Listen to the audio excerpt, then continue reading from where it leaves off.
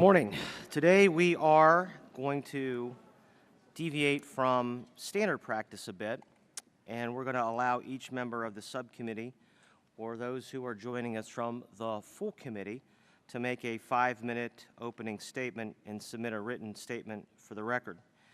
And so we obviously are here today to talk about the extenders, those tax provisions that expired in 2011 or will expire in 2012. So I welcome all of you, and I welcome members of the subcommittee, members of the full committee who will be joining us. First, I want to commend our chairman of the full committee, Dave Camp, for his leadership in working to completely overhaul the tax code. And as he said, as some of you may remember at the very first hearing that the full committee had at the beginning of this Congress, tax reform will be a long process. In the meantime, we must continue to work our way through the tax code, and we've had over a dozen hearings at the full committee and subcommittee in trying to do that. Unfortunately, the tax code is riddled with scores of provisions that have been acted on a temporary basis over time, and I use the word riddled not because I believe all these provisions are bad, because they certainly are not, but because while they are on rare occasions when it makes sense to enact temporary tax provisions, such as during an economic downturn, most of the temporary provisions were made temporary not for policy reasons, but for arcane budget or Senate rules. And I'm reminded every time in the spring when I go to my tax accountant how frustrating it is for many in the real world as to why there are so many temporary tax provisions. Making tax policy this way obviously wreaks havoc on the ability of families and business owners to plan for future choices with any certainty. With a few exceptions, temporary tax provisions that are worthy should be made permanent. Those that are not worthy should be terminated. That kind of certainty might not happen until we pass comprehensive tax reform, but in the meantime, today's hearing provides us a formal opportunity for this subcommittee to hear from our House colleagues about the merits of extending, or maybe not extending, many of these tax policies. For too long, Congress has simply rubber-stamped the extenders package without any review, without any oversight that is charged by this committee of whether the individual provisions are effective, whether they create jobs, economic development, whether these provisions help us in any way, shape, or form, and if they're upholding to the original intended purposes that were stated when they were passed. This hearing will help us gather information that we can properly evaluate in each and every one of the provisions on its own individual merit. Last year, Congressman Neal and I introduced H.R. 749, which would permanently extend the Subpart F exemption for active financing income. It's among, I believe, the most important recently expired provisions in our tax code that must be extended. It is essential to our competitiveness of our U.S. international companies seeking to do business around the world. I look forward to my colleagues' testimony. I look forward to the opening statements for those of the panel who wish to give them, and I look forward to hearing more information, not only today but in the future, about these tax provisions. I now yield to our ranking member, Mr. Neal, for his opening statement. Thank you, Mr. Chairman. And I'm pleased you called this hearing to examine the 2011-2012 tax extenders. However, I should note my frustration that Congress has once again allowed so many of these important tax provisions to expire. I'm also discouraged that we're now just examining the 2011 extenders, even though they expired several months ago. Important principles of tax policy are certainty and predictability. We need to remember these principles as we deal with the tax extenders. Many of the tax provisions that expired in 2011 are priorities of mine. For example, New Markets tax credits and Build America bonds are very important. The New Markets tax credit is designed to stimulate investment and economic growth in low-income communities that are traditionally overlooked by conventional capital markets. And we've seen the result in all of our districts. In Western Massachusetts, local new markets tax credit success stories include small businesses like the River Valley Market in Northampton and the Massachusetts High Green Performance Computing Center in Holyoke. We need to extend new markets. Another provision that is very important that expired last year is the 15-year depreciation schedule for leasehold improvements, restaurant improvements and new construction, as well as retail improvements. Mama Iguanas is a restaurant that opened last year in Springfield and took advantage of this provision. We need to extend this 15-year depreciation provision and eliminate any tax law prejudices against retail store owners. It's also absolutely essential, as you have noted, Mr. Chairman, that active financing rules of Subpart F, which expired at the end of last year, be extended as well. This is an issue that the two of us have worked on, and a bipartisan majority of this committee has co-sponsored this legislation to make the rules permanent. The active financing rules are not a special incentive. Rather, they allow U.S. banks, insurance companies, and finance companies to apply the regular United States tax law, allowing for the deferral of U.S. taxes on active foreign business income. And speaking of Subpart F, another important provision that we need to extend is the look-through rule. The R&D tax credit is a huge priority for many of us in Massachusetts. In fact, Massachusetts is ranked third in the country in terms of the number of companies in the state reporting R&D activity. The R&D credit must be extended. Another extender that is important to Massachusetts, the 2012 AMT patch. About 975,000 families in Massachusetts, including 80,000 in my district in Springfield, will be hit with AMT if we don't enact a patch for 2012. A few additional extenders that are extremely important and should be continued are Section 25C, which is a tax incentive for the purchase of energy-efficient improvements to homes. Section 181, which is effectively a limited form of bonus depreciation to encourage domestic film production and job creation. The extenders related to regulated investment companies, or RICs as they are called as well, and the enhanced charitable deduction for contributions of inventory. In terms of the 2012 extenders, we also must extend Section 127, which allows an employee to exclude from income up to $5,250 per year for tuition assistance from their employer. Furthermore, the production tax credit for onshore wind and the investment tax credit for offshore wind are important as well, and I hope both will be extended. I'm pleased you've called this hearing this morning, and I look forward to the testimony that we are about to receive. Thank you, Mr. Neal. As I sit here listening to you, I can't help but think if you and I could just go in the library and skip the rest of the House, the rest of the Senate and the administration, we could probably accomplish this pretty quickly. I suspect, based on what we're about to hear in the next 4 hours, you may well be right. I move that you and Mr. Neal go into the library. Second. Thank you for your opening remarks. With that, I yield to Mr. Roscom for 5 minutes. Thank you, Mr. Chairman. You know, I think we've got an incredible opportunity, Mr. Chairman, and I thank you and Mr. Neal and the spirit with which you're approaching this, and Chairman Camp for his leadership in putting this together. And there's an unbelievable opportunity that we have as a committee, the Committee of Jurisdiction, over a tax code that is wildly unpopular. And the opportunity is this: if you look back at the work of this committee over the past 18 months or so, you can distill down the work, and this hearing is part of that, and you could distill it down into one single word. I think that word would be competitiveness. Competitiveness. How do you create the United States as the most competitive tax jurisdiction in the world, where we build upon all of these things that we've got going for us in this country, a culture of creativity, intellectual property, and the list goes on and on and on, but we've got a tax code that is underperforming and not serving us well.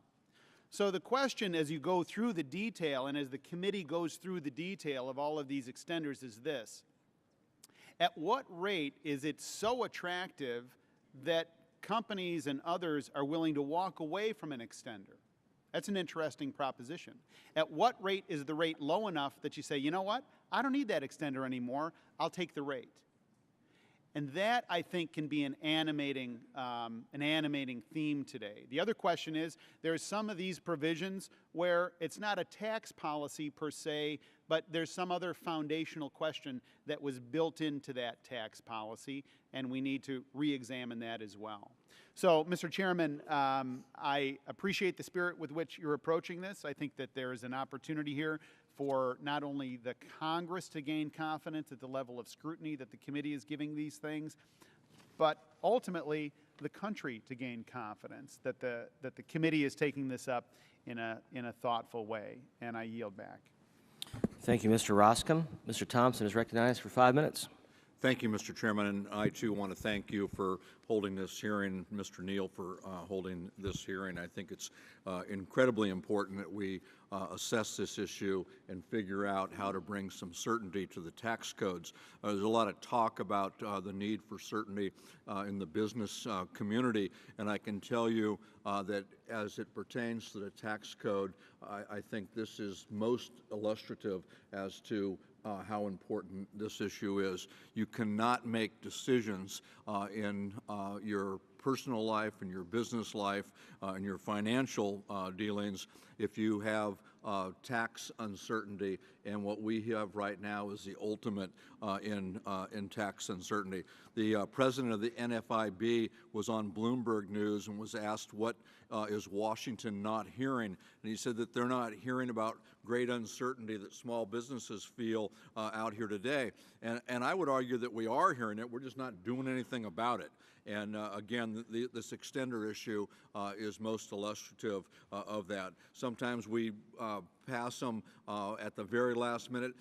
We've been known to deal with these retroactively.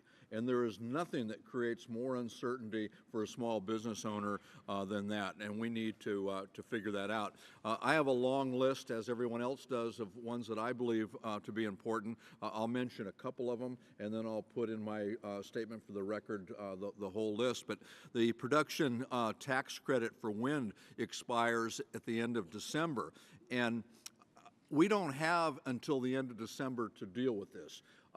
Business owners, manufacturers, energy developers, governments, community groups, they're already making decisions on this very important part of our energy future today.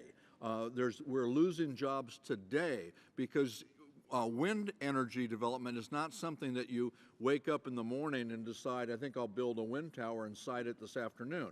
You've got to figure out where the wind is, what the wind trends are. You've got to work with community groups, get permitted, raise capital, go to production for these things. You can't do it in a few hours, a few days, or sometimes even a few years. The lead time for wind projects at a minimum is a year to 18 months. And yesterday I met with a group of combat veterans who were very, very outspoken on this issue. And for all the right reasons, including they know firsthand the cost of us being under the thumb of imported energy, and we need to deal with this one up front quickly. R&D tax credits, it's already been mentioned today. I can't tell you how often at home people ask me, what's the future for the R&D tax credits? And none of us can give a real answer to that. We can speculate. But we can't tell them with certainty how they should plan, and that's not right. We should be doing everything we can to make sure that we do R&D and we do it right here in this country. Another issue that's extremely important to me is the conservation easement legislation that Mr. Gerlach and I are working on. That bill, since it's been passed in 2006, has done so much for land conservation, environmental protection, keeping people on the family farms, and it's not just a rural issue. It spills over into the community, and nowhere is that more important, more apparent than in New York City, where that city gets its water from the surrounding watershed that's under fire for development purposes, and through conservation easements, folks have been able to protect that property, keep that watershed open, and make sure that city folks get their water. And it has the support of over 60 groups, everybody from Ducks Unlimited to Audubon to the Cattlemen's Beef Association, and it has 300 co-authors on the bill that my friend Mr. Gerlach and I have, and we ought to be pushing that through quickly. And then one that didn't make the list that should be on the list, Mr. Chairman, is the 48C rule, Advanced Manufacturing Tax Credit. That's so important, provides a credit to businesses manufacturing clean energy technologies right here in the United States. And like it or not, believe it or not, but we are moving towards renewable energy, and we're moving there at, albeit not the pace we need to, still faster than some are willing to admit that we are. And the worst thing that can possibly happen is that we get there and all the components that we use to get there were made in Germany or China or someplace else. Those are jobs that need to be right here in this country, and that's why this provision is so important. So again, thank you, and I look forward to hearing the rest of the testimony on this very, very important issue. I thank the gentleman from California for his testimony. It's always good to hear from the subcommittee's official wine connoisseur. With that, I will yield to the gentleman from up north, Mr. Paulson. Thank you, Mr. Chairman. Let me just also thank you and Ranking Member Neal also for holding the hearing and for the leadership of our Chairman Camp. I do think it's important as we move forward with the goal of fundamental, comprehensive tax reform that we're having these hearings to help look at what works and what doesn't work as a part of the tax code. I think that these tax extenders certainly serve as an example of parts of the code that for one reason or another don't work as well as they should, either because the provisions are expired and they lose their intended use, or they don't allow the certainty that our companies and businesses absolutely need, or because, in fact, some of these extenders have outlived their usefulness as part of their useful life. It's my hope that as we move forward on comprehensive tax reform, we can move away from the need to have the extenders discussion every year altogether. And I'd like to highlight just a few of the extenders that I do think are worthy of extension or being made permanent as a part of more comprehensive reform. First is the R&D tax credit, which was already mentioned, and that's a provision that is strictly aimed at helping companies create new products so the United States can continue to be global leaders in innovation. Innovation is key to economic growth and keeping our competitive edge. It's part of our DNA. It drives the entrepreneurial spirit that has made so many small and larger companies successful here in the United States, and we should work to incentivize these types of activities.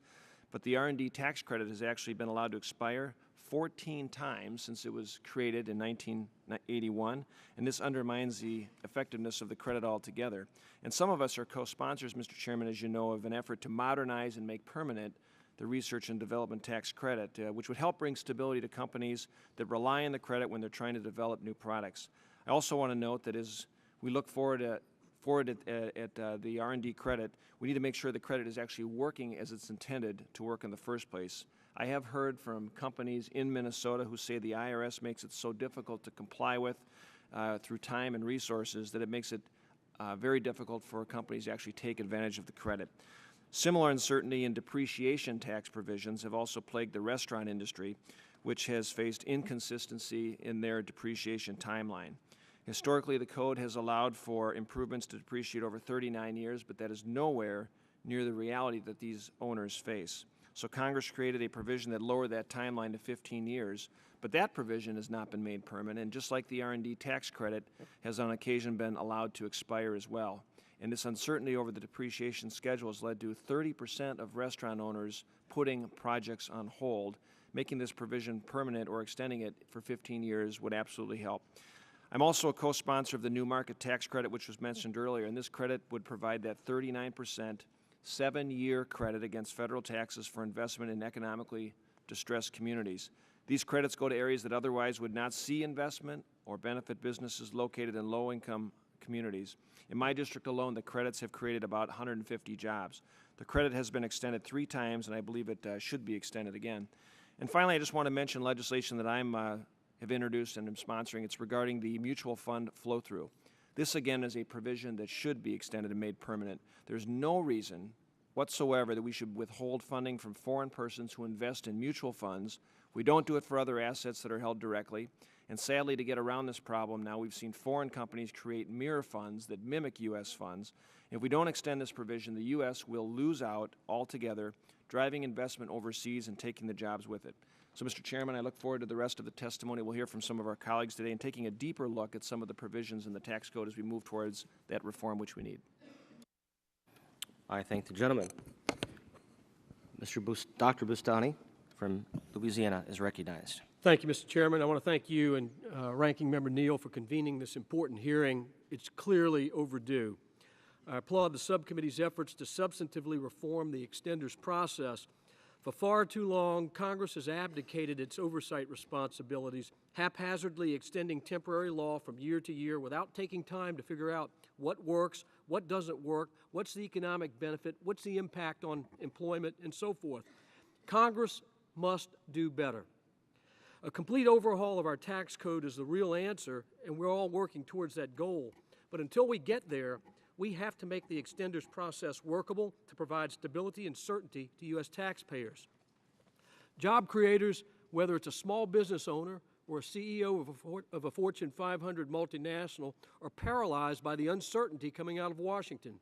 We must provide a clear path forward for taxpayers in the short term and work to extend important tax provisions which help promote economic growth and strengthen American competitiveness. To help U.S. companies compete in the global marketplace, I've introduced legislation along with Mr. Kine to permanently extend the CFC look-through provision. Enacted in 2006, CFC look-through provides flexibility to American companies to deploy active business earnings among its foreign affiliates without immediate U.S. tax burdens. In short, it allows American firms to deploy capital where it's most needed, the same treatment enjoyed by their global competitors. CFC Look-Through enjoys strong bipartisan support and helps ensure that American companies remain competitive on the global stage. Mr. Chairman, I ask unanimous consent to submit into the record a letter signed by myself, Mr. Kine, and several of our colleagues in support of this very important measure. I want to thank you again for convening this critical hearing. I'm eager to hear the testimony today and to work with our colleagues to implement a workable extenders process to provide certainty to taxpayers, to promote economic growth, while we continue to work on our overall goal, which is to enact fundamental tax reform, creating a 21st century tax code that we can be proud of, a tax code that promotes American competitiveness. I yield back. I thank the gentleman from Louisiana. Gentleman from the Commonwealth of Pennsylvania, Mr. Gullock, is recognized for 5 minutes. Thank you, Mr. Chairman. I would like to thank you and Chairman Camp and Ranking Member Neal for your leadership in initiating a comprehensive review of these tax extenders and for allowing all members to offer their views. There's no doubt about the necessity of transforming our tax code. We need to move from the current hodgepodge of frustratingly complex rules that burden our small business owners and hamper our country's competitiveness to a more streamlined, more simple to understand, a more dynamic system that unleashes innovation and ingenuity and encourages investment, hiring, and growth. While it's important to shed many provisions to snuff out opportunity and bury job creators under the ream after ream of paperwork, it's also paramount that we preserve those policies that have proven successful and allow individuals, owners of businesses, and communities to thrive. Today, I'd like to highlight 3 extenders that the farmers, property owners, and small business owners, who I'm fortunate to represent, believe are worthy of extending. The first is the conservation easement tax incentive. Before expiring at the end of 2011, modest income property owners, family farmers, and other landowners utilized this incentive to voluntarily protect more than 83,000 acres of critical farmland and open space in my district, according to the Montgomery County Lands Trust. We now know that benefits derived from conservation easements extend well beyond the property lines of those participating properties. And a study recently released in November of 2010 by Green Space Alliance and the Delaware River Regional Planning Commission found that open space preservation in Bucks County, Chester County, Delaware County, Montgomery, and Philadelphia counties in southeastern Pennsylvania have added $16.3 billion to the region's home values, support nearly 7,000 jobs annually in industries including agriculture, tourism, hospitality, recreation, and open space management and preservation, save more than $130 million in water treatment and flood control costs, and through recreation at area parks and trails, avoids $1.3 billion in health-related costs. H.R. 1964, the proposed Conservation Easement Incentive Act, which I have sponsored along with Congressman Mike Thompson, would make permanent the conservation easement tax credit. Earlier this year, the legislation reached a significant milestone as the 300th co-sponsor signed on to this bill here in the House. It's my understanding that of the thousands of bills introduced this current session, fewer than 10 have topped the 300 co-sponsor mark. We believe this legislation has generated widespread support because the conservation easement tax deduction works.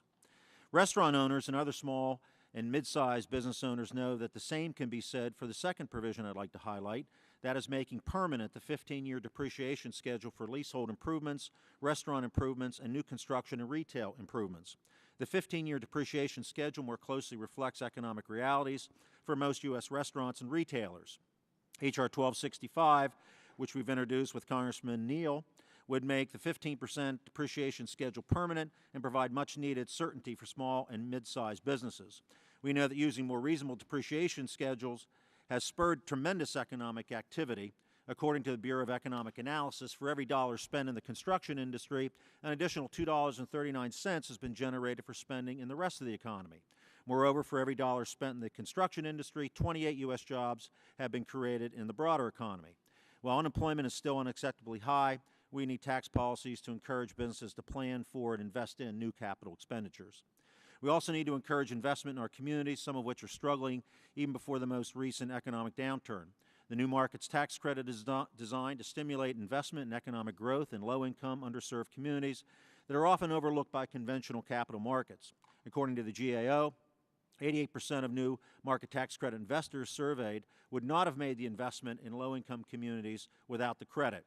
According to the Treasury Department, every $1 of foregone tax revenues under this tax credit program leverages $12 in private investment in distressed communities on a cost basis. I'm pleased to be original co-sponsor, along with Chairman Teaberry, Congressman Neal, and Congressman Lewis, of H.R. 2655, and this bill would extend the credit through 2016 at a level of $5 billion per year in credit authority. In closing, I'd like to submit that these three provisions meet three very critical needs. All three of these proposals have received overwhelming bipartisan support.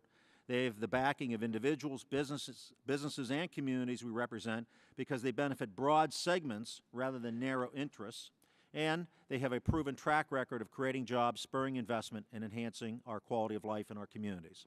I look forward to working with my colleagues on enacting these solutions and extending these three important provisions. Thank you, Mr. Chairman.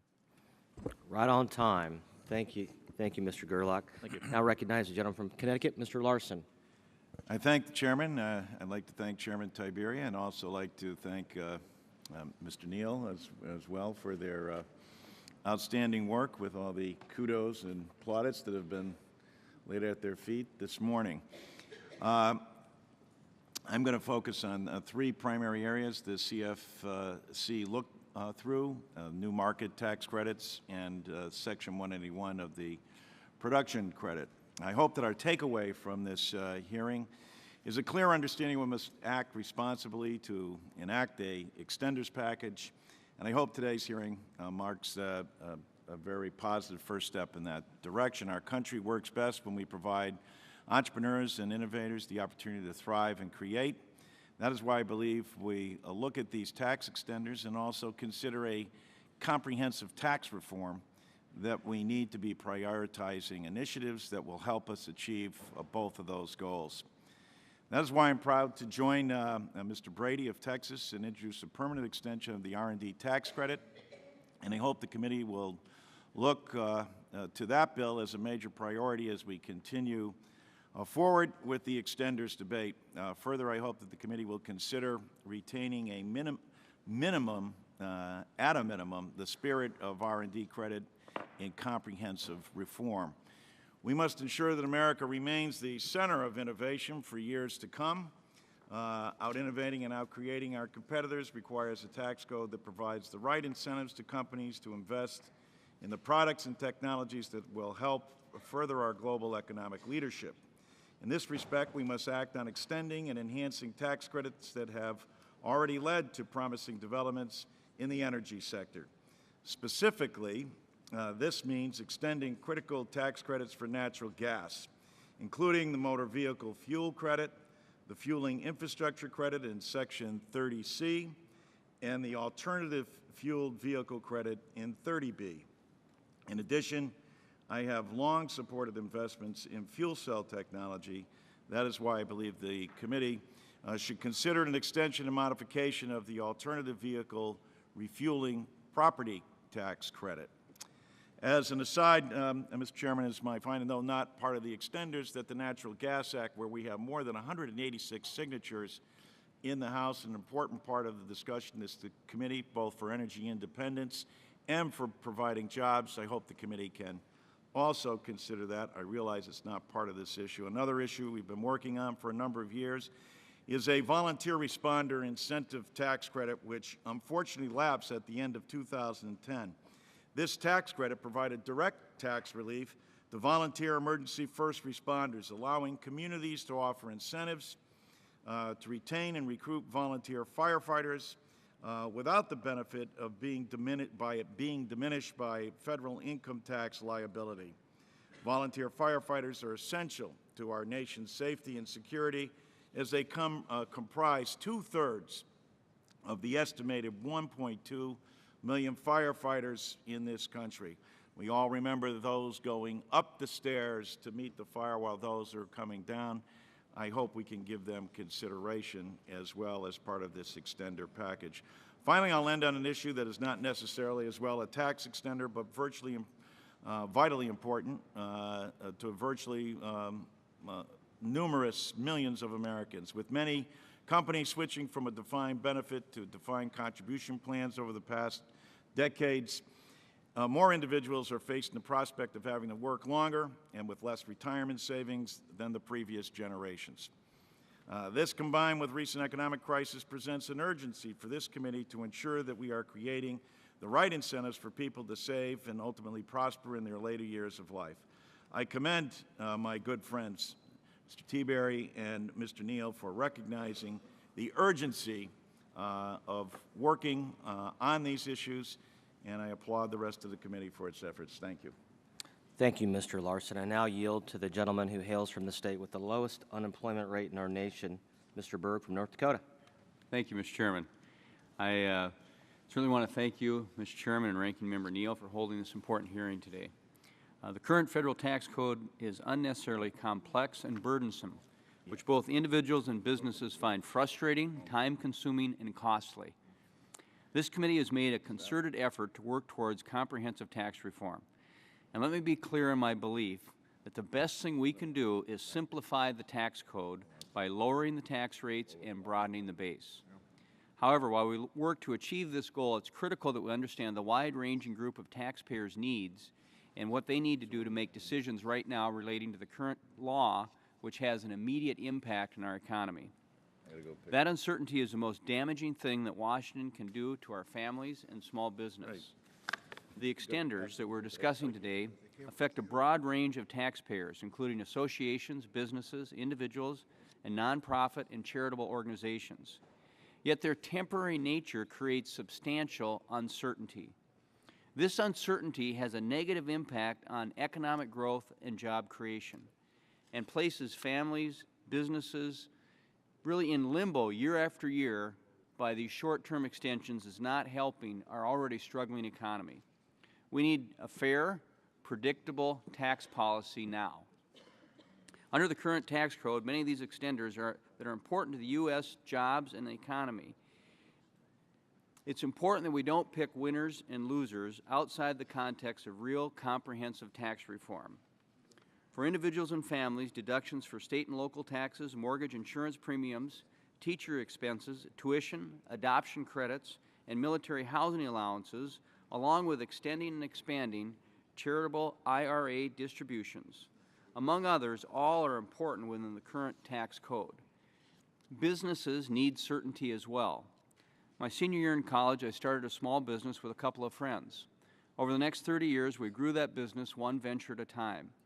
The best thing that Washington can do for small business is to provide certainty, and that means both tax and regulatory certainty.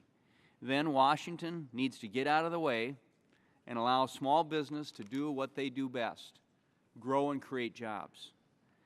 Tax provisions for research and development, leasehold and retail improvements, depreciation, production, and charitable contributions all serve important purposes for our businesses in the current tax code. In the context of tax reform, we can no longer remain the country with the highest employer tax rate, alongside a complex worldwide system of additional taxation. Deferral, active financing, and CFC look-through provisions are all important in the near term as we move closer to a comprehensive tax reform. Right now, North Dakota's economy is on the right track, and our nation can learn a lot about North Dakota. There are some that think North Dakota's story is purely about oil. It's really about instituting pro-growth policies and unleashing the private sector. In fact, North Dakota truly is an all-the-above energy state. We have the only commercial-scale coal gasification plant in the United States that manufactures gas. We are the leaders in carbon capture and storage. North Dakota exports over 150 million cubic feet per day of CO2 to Canada through a 205-mile pipeline. We mine and burn lignite to create electricity. North Dakota produces over 500,000 barrels of oil a day, and North Dakota has significant wind power, alternative and biofuel infrastructure, and is a leader in hydrogen research. In addition to breaking our dependence on foreign oil, domestic fuel production and alternative energy solutions mean good American jobs. Preserving tax provisions such as the percentage depletion for oil and gas, intangible drilling costs, among others, are important to encouraging domestic energy production.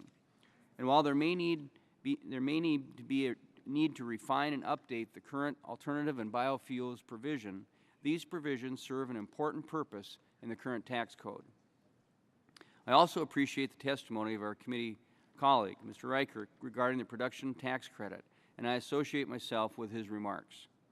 This is not just rhetoric. In North Dakota, we've seen it work, and we've also seen what uncertainty can do to disrupt positive growth.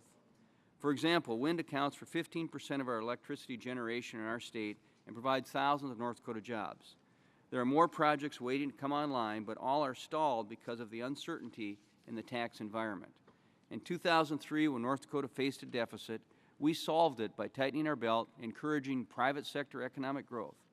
This generated higher revenue, not higher tax rates. This reform ensured that the state would not change the rules on North Dakota families and small business when times got tough.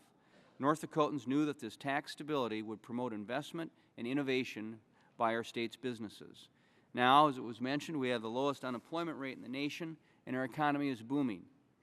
Our committee will remain committed to moving forward towards comprehensive tax reform. But until we're at the point where we have truly a willing President and an engaged Senate on this important issue, I feel strongly that we should not effectively raise taxes on small businesses and families in our current economy. Thank you, and I yield back. I thank the gentleman from North Dakota, and while I ask the first panel of witnesses, the three, to make their way to the seats in front of us, I would like to make the audience aware, if they're not already, that you have the ability to submit for the record any information that you'd like on tax provisions that we're talking about today from the 2011 and 2012 extenders. You have traditionally 10 business days to submit it to the committee.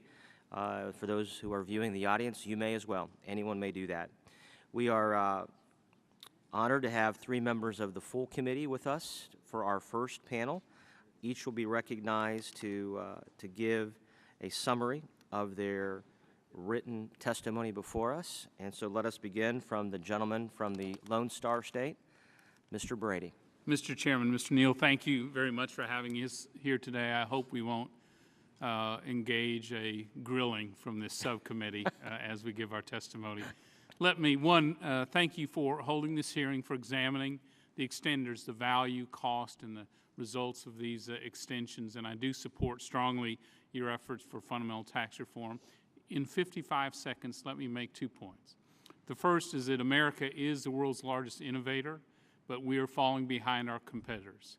Our share of global R&D innovation has fallen dramatically, while China's has increased fourfold. We used to rank among the top in R&D incentives in the world. Today, we rank 24th.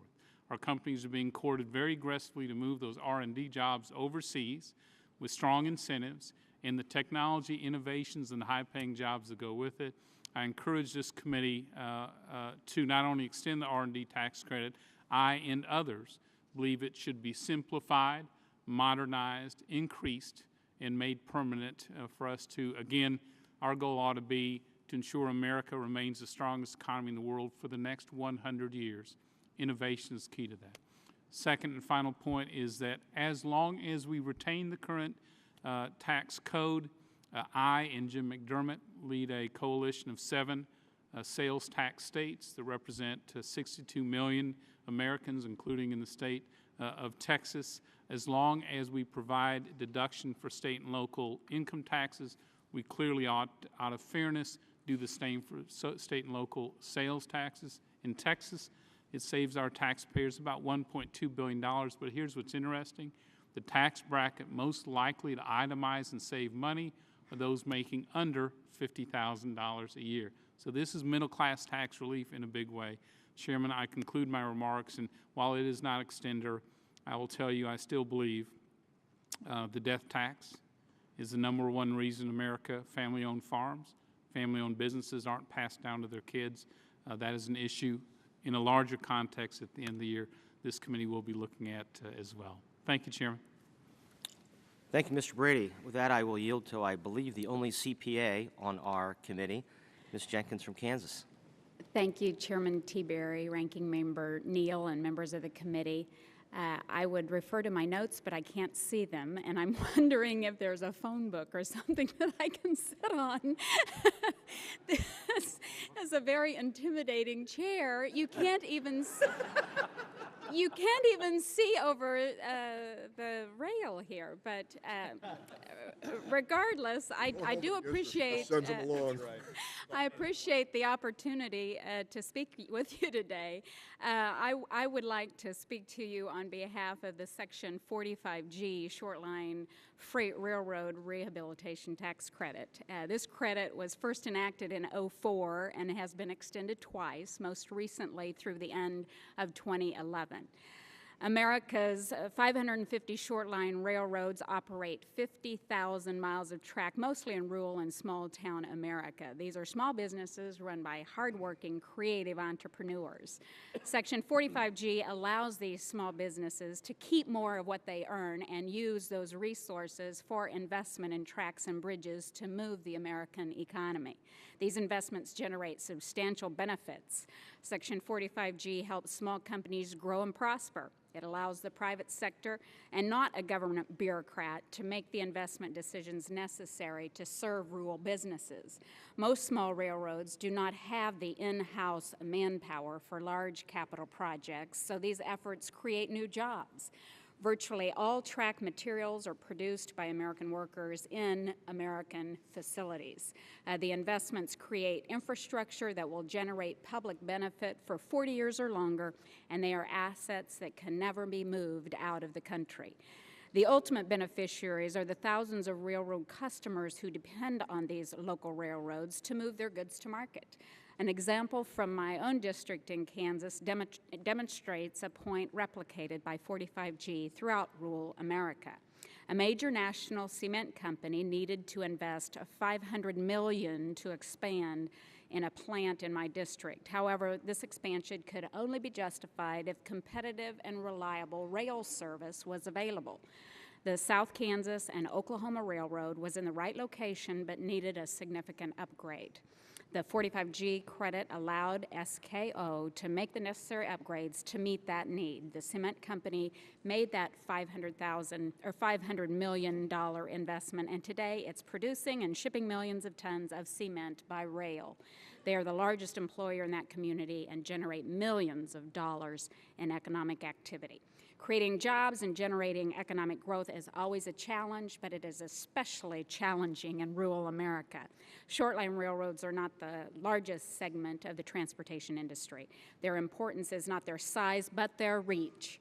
There are short lines in 49 of the 50 states. They operate in 376 congressional districts. They serve thousands of businesses who would otherwise be cut off from the national railroad network.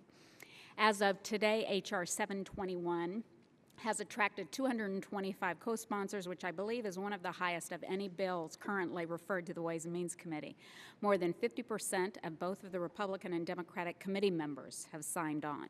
My newest Republican colleagues have been among the most vocal in insisting that we carefully scrutinize the nation's tax policy, and as of today, 62 of the 87 freshman Republicans have co-sponsored this bill. Mr. Chairman, it would be my preference to address comprehensive reform of the tax code instead of taking a piecemeal approach. But obviously, we must address these expired tax provisions sooner than later. That being said, there is much disagreement about what tax reform should look like, but there is a growing bipartisan consensus that the tax code should encourage capital investment in small, entrepreneurial American business. That's exactly what 45G does. Thank you. Before I recognize our colleague from the Commonwealth of Kentucky, I would recognize Mr. Neal. I appreciate Ms. Jenkins' comments because the short line railroad credit works well not just in rural America, works very well in urban America as well. And it's a success story that has not been well reported. Thank you. Yes, I agree. If people have a chance to discover what has happened in the economic downturn that we've had, they're holding their own. Certainly. And I thought you were going to make some sort of joke about short line and Ms. Jenkins. No, never mind. Mr. Chair, Just kidding. shame on you. Just kidding. But I've told the staff to make sure we had a phone book for future hearings. Thank you so much. Great testimony, Ms. Jenkins. The gentleman from Kentucky is recognized. I thank you, Chairman Teaberry and Ranking Member Neal, for the opportunity to testify about these critical provisions in our tax code. While I share the goal of broad-based tax reform, there are many preferences in our code that are vital to America's economic health and job creation. Provisions such as Section 179 expensing and 100% bonus depreciation help cash flow for vital manufacturing and small business taxpayers. According to the National Federation of Independent Business, 1 in 2 businesses face regular cash flow problems. While not within the scope of this hearing, these provisions help manufacturers and small businesses smooth out the roller coaster of these cash flow issues. I hope as we continue to talk about extenders and tax reform, we keep these crucial provisions in mind. Another provision that helps manufacturers, the Research and Development Tax Credit, is what I'd like to discuss today. The R&D tax credit has spurred private sector investment in research by companies of all sizes across key industries. It's bolstered America's place as the world leader in innovation, fostering the development of new products and life-improving technologies. However, in recent years, many of our foreign competitors have invested more generously or in more generous R&D incentives in order to attract innovative companies and high-skilled workers. As of 2009, the U.S. had dropped to 24th in research incentives among industrialized nations. This is only compounded by the fact that as of April 1st of this year, we have the highest corporate tax rate in the world. Higher tax rates and smaller incentives hurt our position as the world leader in technological breakthroughs. H.R. 942, the American Research and Competitiveness Act of 2011, introduced by my friend from Texas, Chairman Kevin Brady, would simplify and strengthen the U.S. credit by increasing the alternative simplified credit from 14% to 20% and making it permanent, while providing a one-year bridge for companies that still use the traditional credit. The certainty of a permanent R&D credit, along with lower corporate rates, would help to maintain America's position as a leader in innovation. The R&D credit leads to job creation in America. A study by the Information Technology and Innovation Foundation estimates expanding the alternative simplified credit from 14% to 20% would spur the creation of 162,000 jobs in the short term, with additional job creation in the long run. The credit was first adopted by Congress in 1981 and has been extended 14 times. It's time to give business the predictability that they need to invest in the next generation of invention or development by making the R&D tax credit permanent. Finally, I'd like to mention a bill I introduced with Ranking Member Levin, H.R. 3729, which would expand and make permanent tax incentives for businesses to donate food inventory to charity. Permanently extending this deduction is a necessary step in a continued fight against hunger in America, and I would urge your support. I thank the Chairman and the Ranking Member for their time to testify, and yield back. Thank you, Ms. Davis. I'd like to thank the three of you. Just if you wouldn't mind staying just a couple extra minutes, I wanted to ask a quick question. Mr. Brady, you mentioned the R&D tax credit as well. You and I have talked in the past about Texas and the economy in Texas and the number of Fortune 500 companies, employers who've moved to Texas over the years, including to your metropolitan area. I know you've talked to many of those companies. Can you talk about some of your discussions with those companies with respect to the R&D tax credit? Well, thanks, Chairman. I know it's important in Ohio and Massachusetts and Pennsylvania as well. We've been fortunate to have a number of businesses located in Texas, but what's interesting is that they tell us how aggressively they're courted around the world to whether it's energy companies that do R&D, or technology companies that do the same, our medical industry as well. And these other countries know that when they bring the R&D, they bring good paying jobs, and they have first claim on the patents and technology that go with them. And we've become, you know, with the start and stop, go stop process, 1 year, 2 years at a time, in effect, we're not getting the full bang for the buck for R&D. In effect, we're buying a car, but we're only driving it 1 month installment at a time. It can go farther and faster in innovation if we make it permanent and we simplify it, not looking backward to what a company has done in R&D, but looking forward and encouraging more of that. So like you in Ohio, these companies, we want to keep that innovation in America. At the end of the day, that's what's going to drive our future economy. Thank you. Ms. Jenkins, obviously, as a CPA, you know a little bit about the tax code. Mr. Roskam, in his opening remarks, talked about the complexity of the tax code. When you talk to other CPAs, not just in Kansas, but around the country, what do you hear with respect to the complexity and how that might be inefficient for Americans and American businesses? Well, I think that's the one thing that all political parties can agree on, is that the tax code is too complex. We spend $19 billion a year complying with the tax code. That ought to tell you something.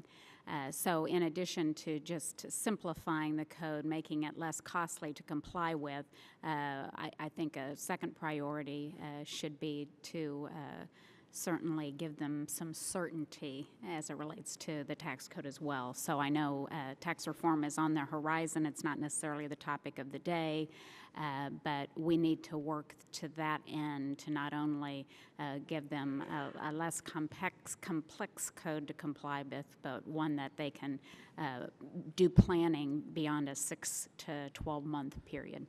Thank you. And following Mr. Davis, just to expand on the provision that you and Mr. Levin are co-sponsoring together from your perch as the subcommittee chairman here on the Ways and Means Committee, what have you seen in terms of the benefit of that extender that you've co-sponsored? Well, the food donation credit is of great benefit because much food waste that happens in businesses can be handed off to, frankly, offset what could be an additional incursion of taxpayer expense. There's a ready pool of willing providers, both in distribution networks and also from restaurants, to get that food out to homeless shelters, a number of other vendors, soup kitchens, et cetera, that can make a real difference in people's lives, especially in that urgency of transition. And food that may otherwise not be provided to shelters? That's correct. It would, in all likelihood, just be scrapped. And oftentimes I've been asked the question, well, why wouldn't the companies just take it down there anyway? But within their own operating rules and, ironically, other regulations that would impinge on that, there's a cost of transportation. There are other liabilities that are incurred, and by having the credit can offset not only the base material cost, but also the transportation and overhead that's necessary to get it to the location, particularly when it's in bulk. Thank you. Thanks for your point. Mr. Brady's recognized for a thought. 30 seconds to follow up on a point you've made continually about our uncompetitive tax code. Not only do we risk the loss of R&D innovation in America, but our tax code, when these companies compete around the world, you know, they are punished to bring home those profits. Many of them are stranded overseas. So not only do our global competitors have better incentives on R&D, they have access to ready capital to make those investments over there rather than the United States. You are pushing for a territorial system to remove those impediments, and I think this too will help the innovation society. Great point. Thank you, Mr. Brady. Thank you, Ms. Jenkins. Thank you, Mr. Davis, for your time today. We are going to move to our second panel. I will call up, if they are here, Mr. Welch from Vermont, Mr. Herger from California, Mr. Bilbray from California, and Mr. Schock from Illinois.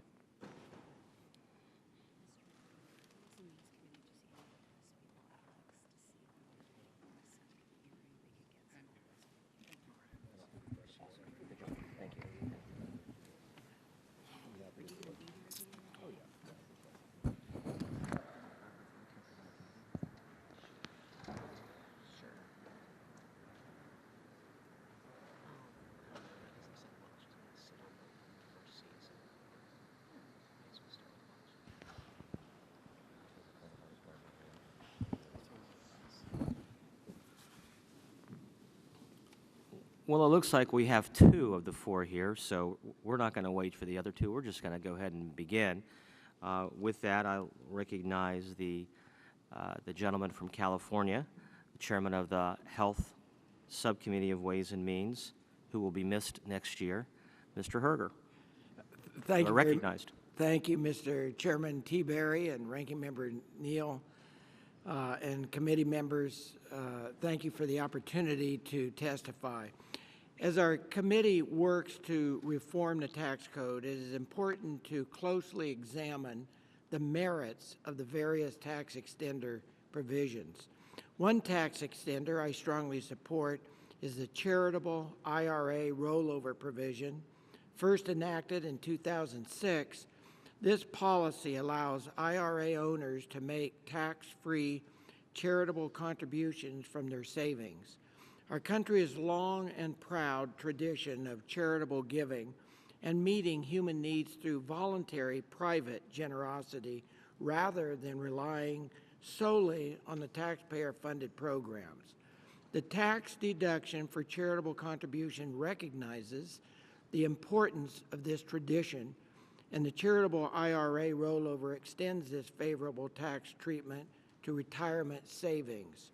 Maintaining incentives for charitable giving is especially important in tough economic times, and several organizations in my Northern California district have told me that this provision has been very helpful to them. I and Mr. Blumenauer have introduced the Public Good IRA Rollover Act to permanently extend the charitable IRA rollover. Our legislation would also make some important modifications, such as allowing tax-free rollovers to donor-advised funds, which help to keep foundations focused on local community needs. Also, I would urge the subcommittee to take a careful look at expiring energy tax incentives. I strongly support increasing American energy production, but some of these incentives have outlived their usefulness. In particular, the ethanol blenders tax credit, I feel, is a wasteful subsidy that distorts the economy. It should not be extended or replaced with new tax subsidies. To the extent that some tax incentives for renewable energy may be maintained, I believe we should aim to make them technologically neutral and avoid picking winners and losers. Currently, wind energy receives a production tax credit that is double the level of other renewable resources, such as biomass and hydropower. The Renewable Energy Parity Act, which I've introduced with Mr. Thompson, would equalize the PTC for all renewables, and I urge the subcommittee to consider this reform. Thank you, Mr. Chairman and members. Thank you, Mr. Herger. Thank you for your leadership on the committee. With that, I will yield to the gentleman from Vermont, our colleague, Mr. Welch. Welcome to the Ways and Means Committee. Quite a place. It's good to be here. Thank you very much. Glad to have you. It's good to be here. Thank you so much for having this hearing. I wanted to talk about the production tax credit, known as the PTC. You know, the enormous responsibility of this committee on taxes is quite astonishing, because we do more through the tax code than we actually do through the appropriations process. So this is a place where major policy is made, something you all well know. But this will have a real implication for us in Vermont, and I think in energy policy as well. My view on tax credits is that emerging industries, where there's a decision that makes sense to try to give them a boost because it is good for the creation of jobs, creation of industry, and strengthening, in this case, our local energy production, is worthwhile. As industries get more mature and they stand on their own, then hopefully we would then wean them from tax credits. But this production tax credit, especially for wind, is really, really essential to help this national industry get on its feet, be a solid performer, and essentially give us a chance to compete against where a lot of wind technology is being exported, and that's to China. The way to do that, have a new energy future, create jobs here, is to maintain this production tax credit. Since 1980, that credit has helped bring down the cost of these wind generation facilities by 90%.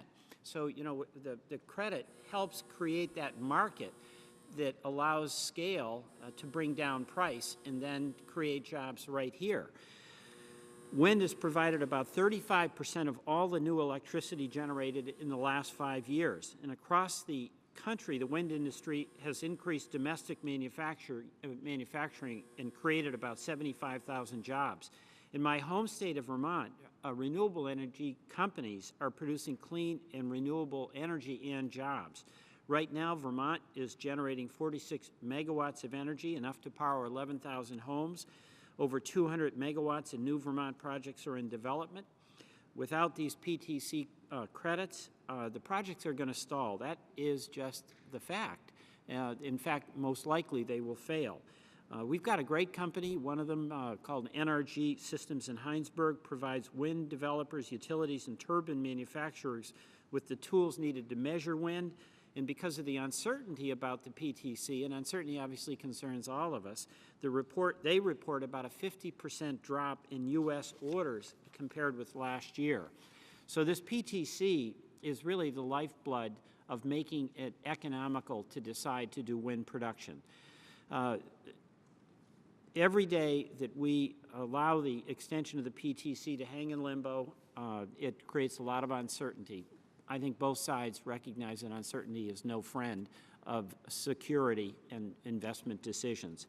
So my request is that you include the PTC tax extender in the legislation and bring this to the floor as soon as possible. I thank you very much for this opportunity. Well, I thank you both. Would you mind subjecting yourselves to some questions if the panel has questions? One that I have for both of you, if either of you would like to take a crack at it. We have a colleague testifying later today, this afternoon, I believe, who is going to testify that we should actually eliminate all energy tax credits because it actually, he would argue, Mr. Bilberry, if you'd like to have a seat, there's a seat right next to Mr. Herger, the California line there, would argue that it raises the cost in the marketplace of energy altogether. How would either of you two, if you wish, respond to that?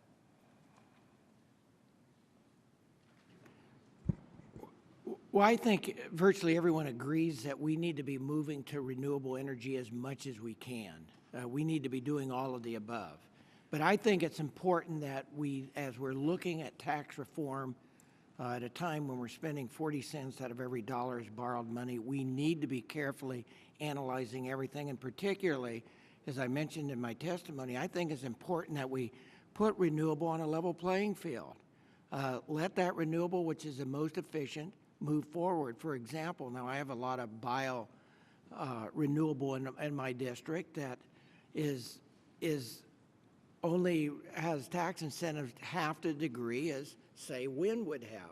The same way with hydro, which we have a lot of hydro in our area. So I think, again, this committee, the Congress should be looking at what is the most efficient so the taxpayer gets the most for their dollar, both through incentives and other ways. So that would be my request.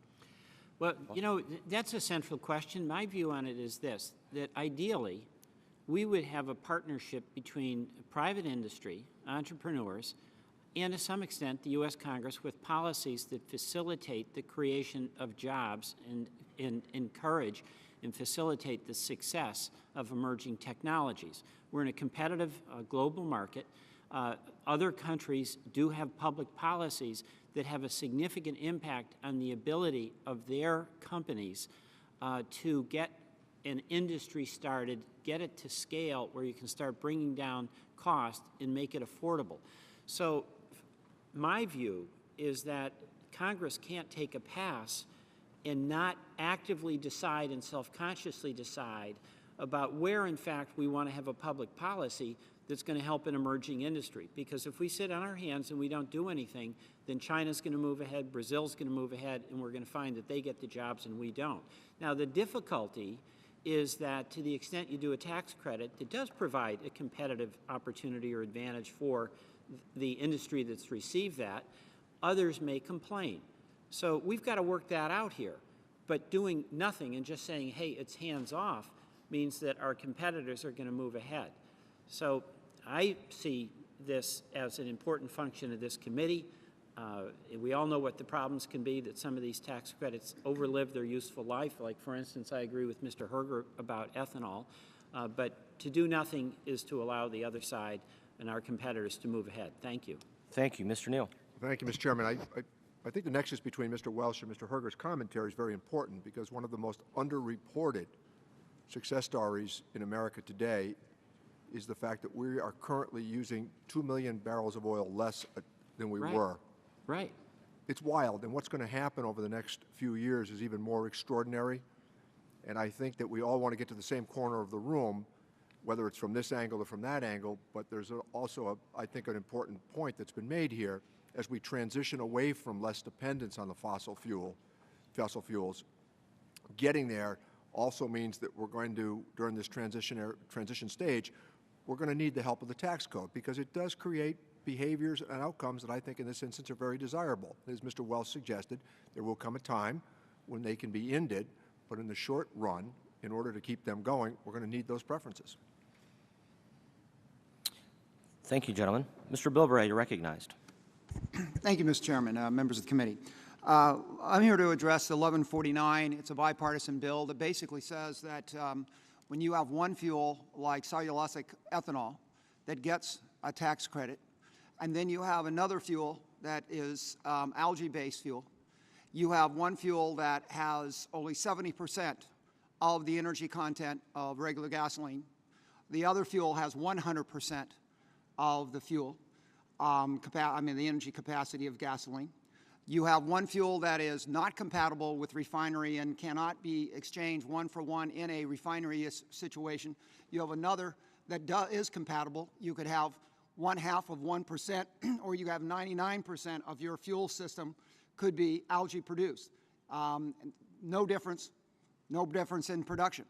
When you have a situation where you have one fuel like ethanol, cellulosic ethanol, which has air emissions problems, but another algae has none of those air pollution problems, why in the world would the federal government have a tax code that says that the one fuel with less performance and less environmental benefit would have the benefit, and the other fuel that does not depend on different technologies, in fact, doesn't even depend on the use of fresh water, can be grown in salt water, why would you not give that tax equity along with cellulosic ethanol? This is where we're trying to get our tax codes to reflect good science, not inappropriate politics. And all we're asking on this issue is that when you're looking at this mixture, if you want to talk about true green fuels, true fuels that can actually, in the long run, help to not only supplement but replace a large degree over a long period of time, granted, the existence of fossil fuels as we know it today,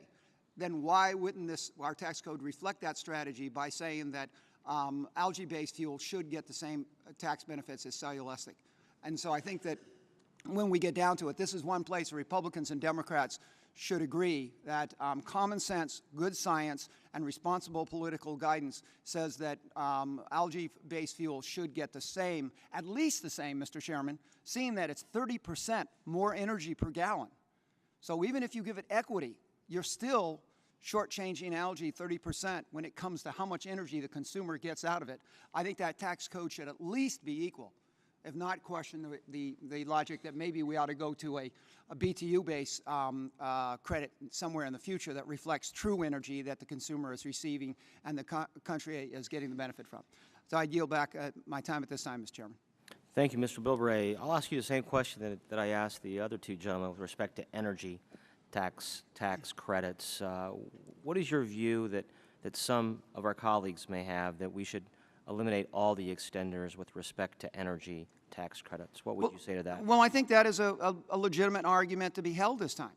But I think that in all fairness, you need to choose either to be engaged in the activity, trying to give an incentive. But if you do that, the incentive should reflect reality, not politics. If we're going to retreat from having tax incentives to try to encourage this type of production, where in the United States we have 100 companies in the United States today that are actively engaged in algae production, including many that are under a contract to the federal government for jet fuel, something that ethanol cannot do. I think that you need to choose one or the other, but if you choose to be engaged in the encouragement of the production of so-called green fuels, renewables, then it should reflect the science, not the politics. And this bill basically does that. Thank you. Mr. Neal? Well, Mr. Bilbray, would you argue then that we should truncate these initiatives immediately, right now, get away from them? I would prefer not to. I think that there are some opportunities there, but I think that the credibility, Mr. Neal, Congressman, of the program has been severely hampered by what basically appears to be the Congress picking winners and losers based on political agendas or misperceptions of environmental benefit. Let me say that. I was a member of the Air Resources Board for 6 years. I was on an air district for 10. I think you'll agree.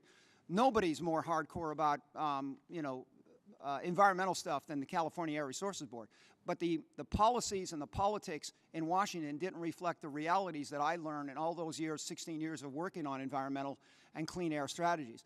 I think that we need to go back and start, if we're going to maintain this policy, it needs to be based on good science, not based on backroom politics. And right now it appears to those of us that are involved in the environment that it's a misconception or it was a conscious aversion. I think it was a misconception. I think it was a sin of omission through ignorance, not through intention. But that's not the perception you get when you're in California. Well, let me pursue this reasoning then. Are we suggesting that, for example, as President Obama says, all of the above, a very integrated approach, energy independence? So are we suggesting that you could build a nuclear power plant without government guarantees?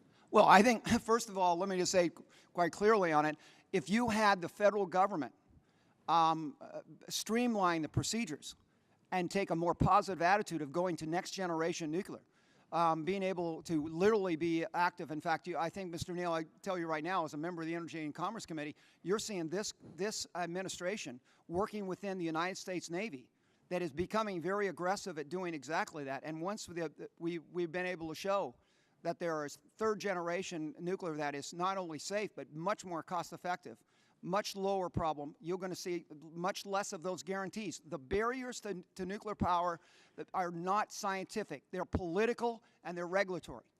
And I say that as a former regulator. But if we're talking about the present tense, it would be hard to draw the investor class to nuclear power without some sort of government guarantee. Because of the regulation and obstructionism of 30 years of obstruction before you can get something online. That is why it's easier to build a natural gas power plant than a nuclear power plant, though over long term, even as a proponent of natural gas as I am, long term stationary sources such as natural gas plants should be the last choice of an environmental strategy, not the first choice. But whether one supports or opposes the use of nuclear power, not to acknowledge the apprehension that the American people feel about it at this time, would almost guarantee that you couldn't go forward without those government... Well, because of that misperceptions and the political agendas that are tied to it. Now, to say that clearly as somebody that'll tell you is working on stuff like greenhouse gases, that, we don't embrace some of this technology as a UN Council on Climate Change, who got the Nobel Peace Prize along with Vice President Gore, said, you have to embrace it and have a robust expansion of nuclear power if we're going to address issues such as clean air and climate change. That's the kind of thing that is a barrier, a reality we run into that is not compatible with politics. But our politics should reflect the science, not the political pressure at the moment. But there are notable uses of incentives that draw people to making investments that will not return. Totally agree. In fact, even we are actively engaged right now through the budget process of contracting with people to develop alternative energy sources and to develop clean, safer forms and more efficient forms of nuclear power. So we're engaged in it one way or the other through the budget process, either directly through contracting or indirectly through tax incentives. But reducing the carbon footprint is entirely desirable. Moving away from fossils is a good idea. And certainly, I think everybody, given what's happened in Iraq and with the Hormuz Straits right now, would agree that the dependence that we still have on foreign oil is a direct threat to the security of many of our young men and women who serve us admirably every day. And Mr. Ranking Member, let me say this quite clearly as somebody who was a regulator more than I was a congressman. How many times have you heard we need a Manhattan Project for energy independence? Well, let me assure you as a regulator, the Manhattan Project would not be legal under today's laws. You could not legally even site the base in New Mexico within the boundaries that we did in World War II. We've got to make it legal. And one of the things I would say to you as a member of the other side of the Energy and Commerce, as a regulator and somebody who's very environmentally involved, I see that those of us at Energy and Commerce need to be aggressive about standing up and making sure our regulations reflect a good outcome rather than politics. But I want the taxation department to do the same thing. But this is a worthwhile conversation. One of the reasons that we are less dependent on foreign oil right now by almost 2 million barrels a day is because the government stepped forward to create greater requirements for more energy efficiency with many of the household appliances that we use today. Would you agree with that? Well, I agree that energy efficiency across the board has been probably one of the most cost-effective benefits we can do. But it has its limits, as long as you know. It's sort of the low-lying fruit when we get into it. But it's always the most cost-effective because it's low-lying. But the point that I'm raising is that there's general agreement on reducing the carbon footprint, and there are a series of steps that the government might incent to help get us there. Yeah, I agree with that. And remember, too, though, at the same time as we talked about changing light bulbs, if we had allowed some environmental health departments to say, because of mercury content, we're not going to allow those kind of light bulbs, that whole strategy could have been blocked by government regulation. That's the kind of thing we see a lot of in other points. Thank God it didn't happen there. But it's a lot of issues. My biggest concern is why reduce 10% of electricity when this plant is burning coal, Mr. Ranking Member, and the fact is when we've got the technology today that could totally eliminate the greenhouse gas emissions caused by our electricity here. So we've taken the easy part, but we haven't taken on tough. We're still buying coal-fired electricity for the capital of the United States, and as a Californian, you'd go to prison for doing that. But if you're in Washington State, you would agree that if for the coal ash that is traveling through Seattle and through that state now, that's created its own uproar. Well, it's on its way to Asia. That is a whole different issue. In fact, I'll tell you something. I don't think you want to take heat. I don't think you want to take heat. We're going to address issues that when we stop coal, which let me be frank with you. My attitude is clean coal is as logical as safe cigarettes, but that's a Californian perception, and you know how we feel about both of those. The fact is that also know, Mr. Chairman, that we all love railroads. We love the efficiency of them. We love the environmental benefit of them. As soon as we stop shipping coal and railroads, there's a whole new crisis that we're going to be addressing. But that's part of being aggressive and doing the right thing. Sometimes there's real problems, unforeseen, that we're going to have to address. But I appreciate your chance to be able to talk about your part of the deal, and that is make our tax code fair, equal, and rational. And right now it isn't. And who says taxes aren't fun? This was very entertaining, Mr. Ranking Member. But I will say one point before I recognize the gentleman from Illinois is one other issue has driven down consumption, and that is the economy. I know. Oh, absolutely. I mean, a lot of folks who aren't driving as much not traveling as much because of the economy. Thank you, Mr. Bilbray. Mr. Schuck, you're recognized. Thank you, Mr. Chairman, and thank you, Ranking Member Neal. It's a pleasure to be before our committee to testify. We all know that this committee is undertaking the necessary task of reforming our current convoluted tax code. And in this process, we have held over 20 hearings looking at ways to reform and make less burdensome different parts of the code. Turning 70,000 pages into a manageable, simplified tax code that is economically beneficial for both individuals and job creators does not happen overnight. And while great strides have been made in the last 16 months, more work remains to be done. In the meantime, as this committee continues working towards our shared goal of lowering the rates and broadening the base, it is important that we give employers and individuals the certainty that their taxes won't increase by over $500 billion in the short term. That is the topic which brings us here today. Many of the low tax provisions which expired last year or will at the end of this year serve a specific economic purpose and create jobs by keeping taxes low on both individuals and employers. In reality, many of these, quote, extenders are patches put in place to prevent tax increases from taking effect until this committee can finish its work on comprehensive tax reform. Through tax reform, we hope to no longer remain the country with the highest employer tax rate and a worldwide system of additional taxation. U.S. employers are forced to compete in a global economy, and important tax extenders which give them that temporary patch to compete, things like deferral, active financing, and CFC look-through, are all slated to expire. Extension of these provisions and others give this committee the necessary time to rewrite the underlying rules of the game, a game, quite frankly, we are losing right now to our foreign competitors. Some will say that the only economic effect of extending expiring tax provisions is a reduction in revenue to the government. This argument sorely understates the benefit in economic growth which is derived from these low tax mechanisms. I have taken a leadership role in the Work Opportunity Tax Credit, which provides a reduction in tax liability for private sector employers who hire employees off of public assistance. Most recently, this Congress expanded this program to include unemployed veterans. However, without the core Work Opportunity Program, employers will be less willing to participate in the new Veterans Hiring Credit.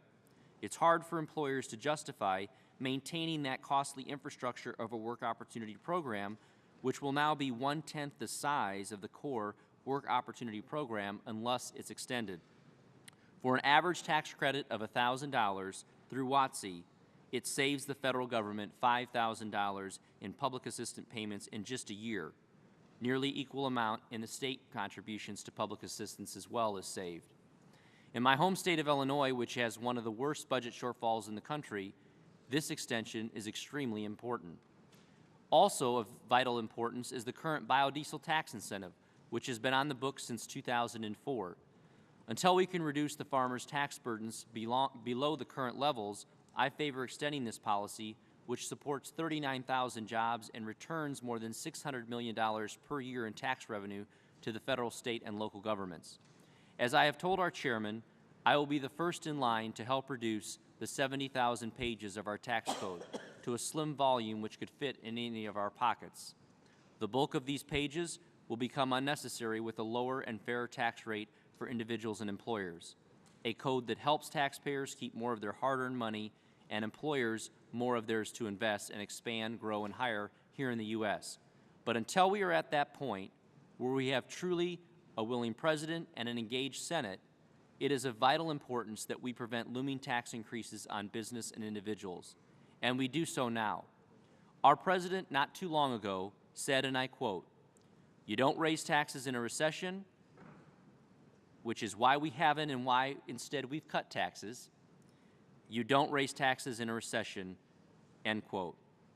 Well, for once, I couldn't agree more with our President's sentiments. And with that, I yield back. Thank you, Ms. Schock. Any comments from subcommittee? Thank you for testifying today. Thank you. That concludes our second panel, and we will now move to our third panel of members.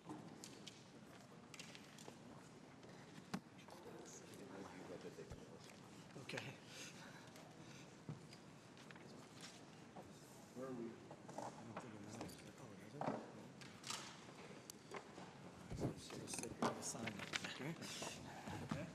All right. It's all right, our chins would be on.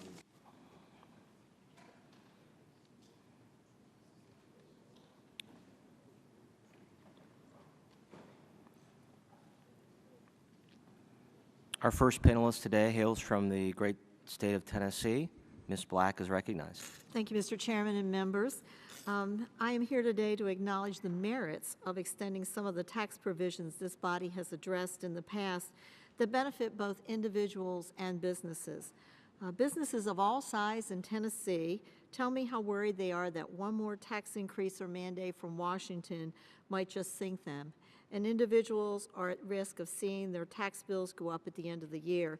So I want to address very briefly 4 of these extenders that are important either to my state or what I believe are important to the nation. And the first is the sales tax deduction. I agree with the governor of my state that the state and local tax deductions is especially important for Tennesseans, as it is for 6 other states that are including Texas, Florida, Washington, Wyoming, South Dakota, and Nevada that are without a state income tax. And that is why I am the co-sponsor of H.R. 476, introduced by my colleague, Mr. Brady, from Texas. And this bill would include the extension of state and local sales tax deduction. This really is a fairness issue. Since 2004, when the deduction was restored to Congress, we have agreed that taxpayers in sales tax states should be treated equally as those in the tax code of those in states that rely upon an income tax. And so sales tax adds up for families. We're trying to protect them from a significant tax increase and help them stretch their pocketbooks a little further. Taxpayers in these 7 states who itemize their deductions have come to depend upon this provision. And this deduction puts extra money in the pockets of our Tennesseans, which helps families and their budgets. The second is the charitable tax deduction. Unlike other tax incentives, the charitable tax deduction encourages behavior that enriches our communities rather than individuals because it successfully encourages taxpayers to give more. As charities struggle to meet the increased demands for their services and raise additional funds, we need to encourage all individuals of every level, regardless of income, to give more to the charitable organizations. So this is behavior that we need to encourage rather than to discourage. The nice thing is that this is one of those cherished traditions that we don't see anywhere else in the world, and I would think that this is one that we would want to keep. The next one is the R&D tax credit. Congress has extended the R&D tax credit 14 times since it was originally enacted in 1981, and the R&D credit has proved an important incentive to spur our private sector investments in innovative research by companies of all sizes and sectors, and that is why I'm a co-sponsor of H.R. 942, the American Research and Competitive Act of 2011 by Mr. Brady once again. And then finally, the 15-year depreciation that is a bill by Mr. Gerlach, the 1265. And generally, the depreciation period, as you all know, for commercial buildings and improvements is 39 years. Congress has modified that depreciation schedule for certain types of property over time. In addition to better reflecting the unique characteristics of property used in certain types of commerce, shortening the depreciation schedule stimulates economy and job growth. And for this reason, I am a co-sponsor of this bill. And I just want to close by thanking you for having this hearing so that we could individually talk about why these are so important to us, either in our communities or why we think generally they're important. Thank you very much. I thank the gentlelady from Tennessee, who's a great member of the full committee. Thanks for you. being here today. Thank you. With that, I yield to the gentleman from Puerto Rico, Mr. Pierluisi. Thank you, Chairman Tiberi, Ranking Member Neal, and members of the subcommittee. I respectfully urge the extension of 2 tax provisions that expired in 2011 and that are of great importance to Puerto Rico's economy. First, I have introduced H.R. 4605, which would extend for 2 years the deduction allowable with respect to income attributable to domestic production activities in Puerto Rico. In the American Jobs Creation Act of 2004, Congress enacted the Section 199 Domestic Production Activities Deduction. The deduction was intended to achieve a number of policy goals, including providing support for the domestic manufacturing sector and reducing effective corporate tax rates. Section 199 allows a company to receive a deduction equal to 9% of the taxable income that the company derives from qualified production activities within the United States. However, the 2004 Act did not authorize a company to receive the Section 199 deduction on the income derived from those activities in Puerto Rico, even though Puerto Rico is part of the U.S. and jobs in Puerto Rico are American jobs. Fortunately, that exclusion was corrected back in 2006, but every year, or every 2 years actually, we need to extend it.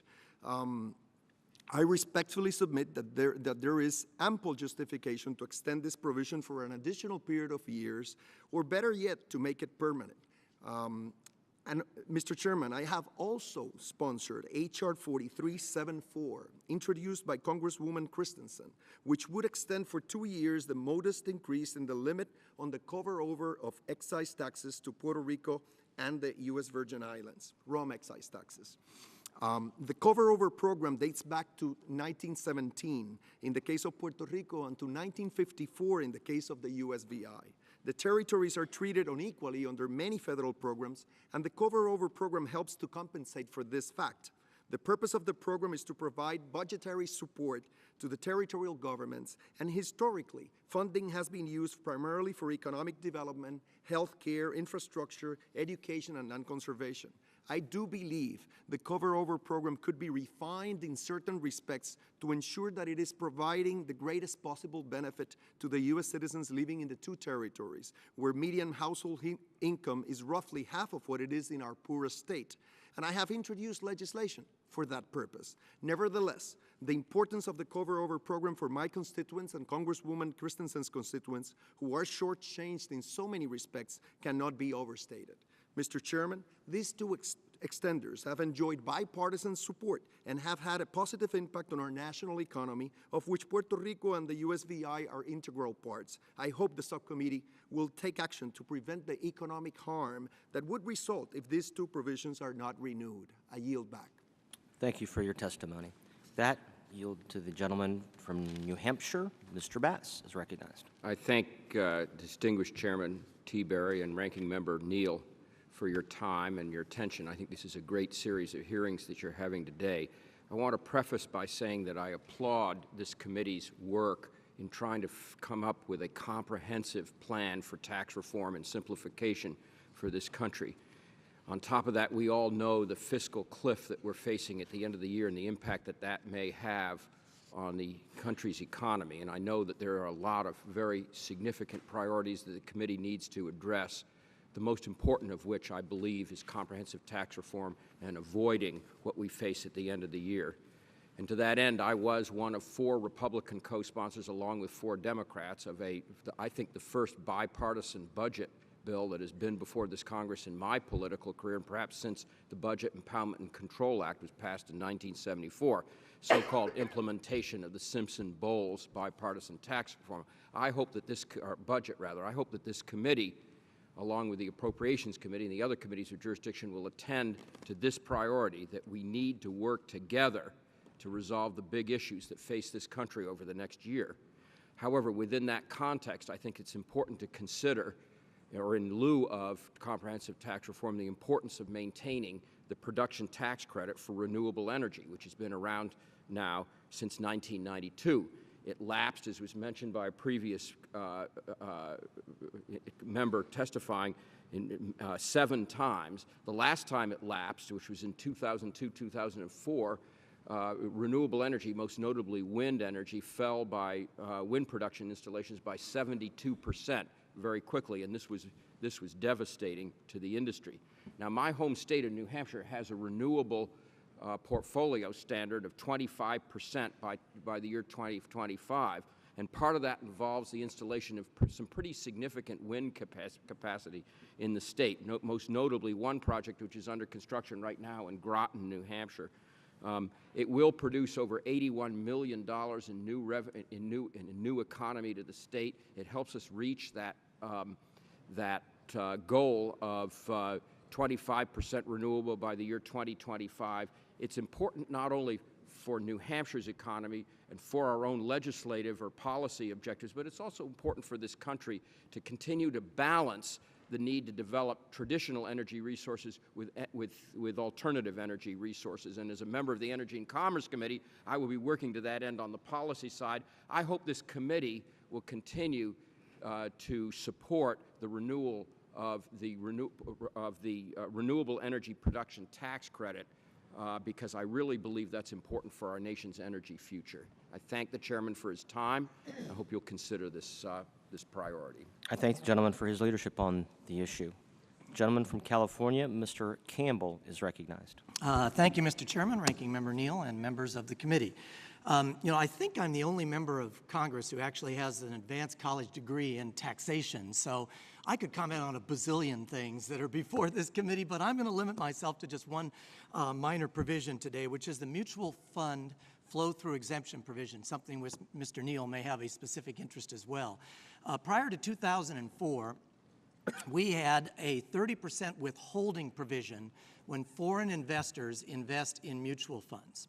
As a result, foreign investors didn't invest in mutual funds because 30%, particularly if you don't make much money on the thing, you wind up with less money after withholding than you actually made. So what they did is they set up what they called mirror funds in foreign countries that would try and mimic the investment decisions of U.S. mutual funds so that foreigners could sort of participate in the decisions of U.S. mutual funds. In 2004, we eliminated that withholding provision, and foreign money flowed back into the U.S. into U.S. mutual funds again. But that provision has expired at the end of 2011.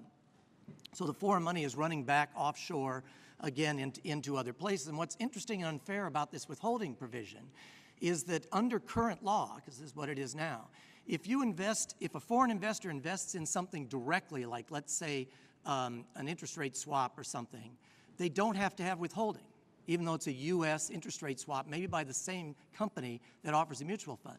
But if they invest in a mutual fund, which has that swap as a part of it, then they have the withholding. So it totally discriminates and doesn't allow foreign investors to invest in U.S. mutual funds. Now, let me point out, if we extend this exemption and make it permanent, which Congressman Paulson has H.R. 4623 to do that, and I'm a co-sponsor of that, and that's what I would recommend, is that we just eliminate this 30% withholding. Realize that this does not change that foreign investor's tax liability to the U.S. at all. This does not change the tax due based on the income they derive. This is only about withholding. So all it is changing the time at which that tax is paid, but not the total amount of the tax which is paid. Because it's just a withholding thing. So I respectfully request that the committee consider making this exemption, if you will, or eliminating this withholding provision on mutual funds, because what it's going to do is bring a lot more money into U.S. mutual funds, which creates U.S. jobs, both in the mutual fund industry and in the industries in which those funds are investing. And I thank the gentleman very much for his time and yield back. Thank you for your testimony. With that, the gentleman from Iowa is recognized, Mr. Braley. Thank you, Mr. Chairman, Ranking Member Neal, and members of the committee. My job here today is to make you all feel good about what you do on this committee. And that's why I want to talk about my Making Adoption Affordable Tax Credit bill. We've had a great adoption tax credit bill on the provision on the books, but a portion of it expired at the end of last year, having dramatic impact on couples considering adoption, and the entire tax credit will expire at the end of this year and revert to a much more draconian adoption tax credit that will provide disincentive for couples to adopt. So I want to tell you why this is such an incredible return on investment to American taxpayers.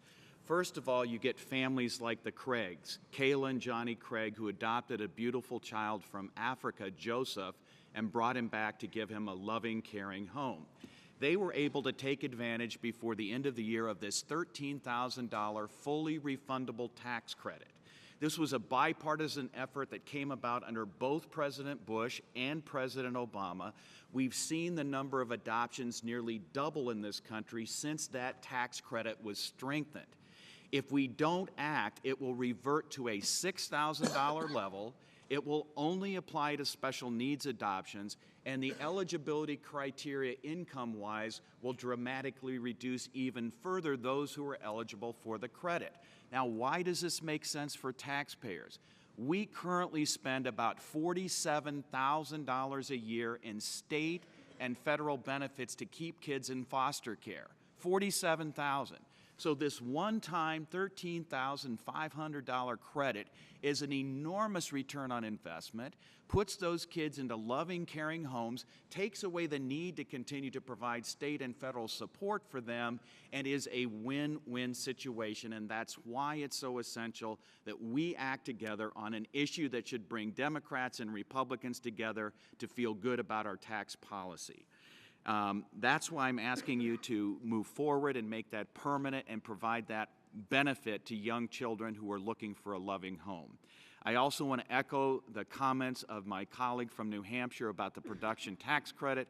My state ranks #2 in wind energy production. We lead the country along with Texas, Illinois in the number of jobs created by that industry. We are currently providing power to 1/3 of our state with wind energy. We need to continue to provide certainty and predictability to people willing to invest in reducing our dependence on foreign oil, and I thank you for your time. Thank you, Mr. Briley. Thank you for bringing up the adoption tax credit. I hail from a district that has the foundation, the Dave Thomas Foundation on Adoption, the late Dave Thomas, who was a leader in establishing it, founder of Wendy's, and I know he, if he were here today, he'd be cheering you on. So thank you for being here. Mr. Marchant is recognized. Congressman Campbell, could you just explain to me when is the 30% withholding for distributions and dividends, so that if even a capital distribution is made, it's automatically 30% withheld? Yes, that's my understanding. Yeah, that's my understanding of the law. So therefore, people can actually wind up having to have their entire amount of income withheld if they had any, or perhaps even if they didn't have any income. And then they file their tax return, and then they get the money back. Back. Later when they file their tax return. That's right. But okay. Yeah, thank you. Okay, thanks. Well, with that, I'd like to thank you five for taking time out of your busy schedule to testify today. Our third panel is concluded, so we'll move to our fourth panel. We did have a cancellation on the fourth panel, so there's just two in our next panel. Mr. McGovern and Mr. Grimm can take a seat.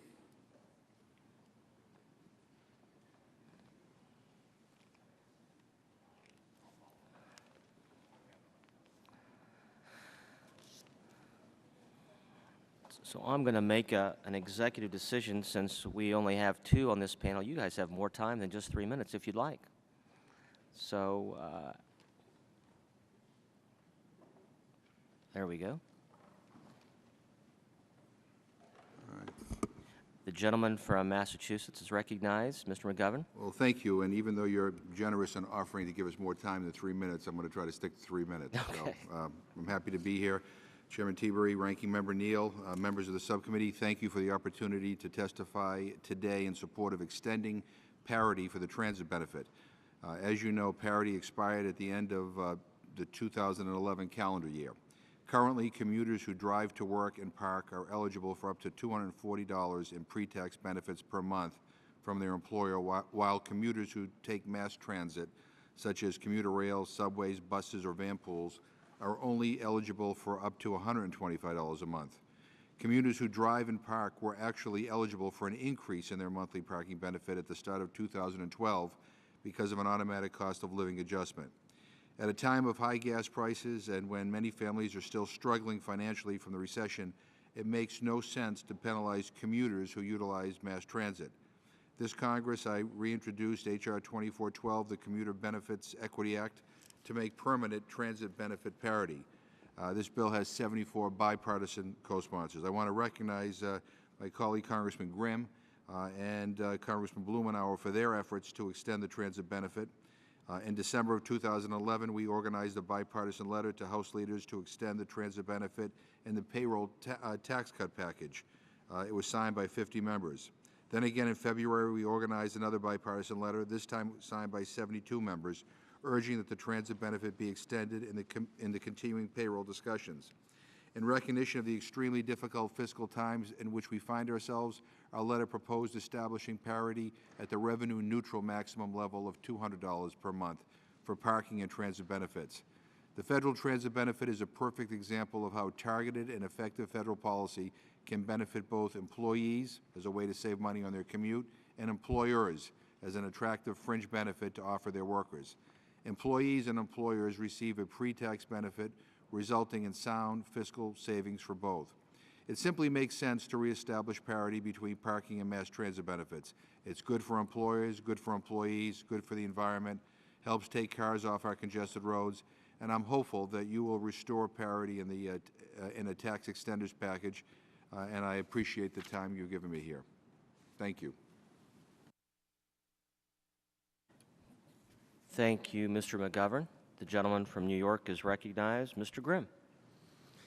Thank you, Chairman Teaberry and Ranking Member Neal. I do appreciate the opportunity to testify today in support of extending the expiring commuter transit benefit. I'd also like to thank my colleague, Mr. McGovern, for his leadership on this extremely important issue.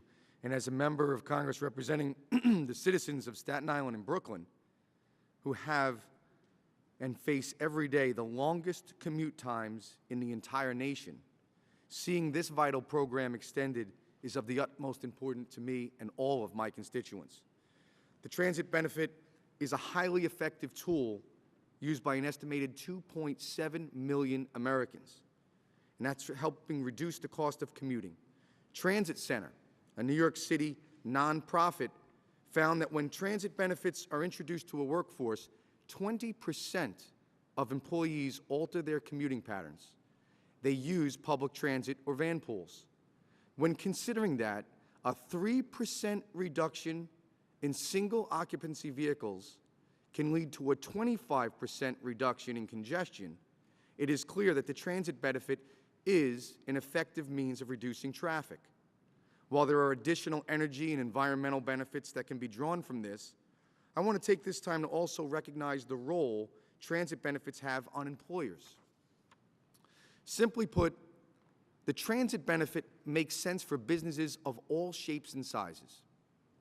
The provision is a pre-tax benefit not only for employees, but also for the employers who offer it, providing fiscal savings by reducing their payroll tax burden.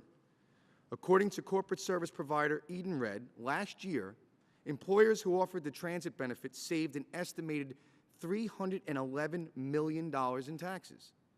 When we look at this in context, these savings could be used to hire 6,200 new workers, providing many employers with the additional resources that they need to expand their business and do exactly what the Congress wants: create new jobs.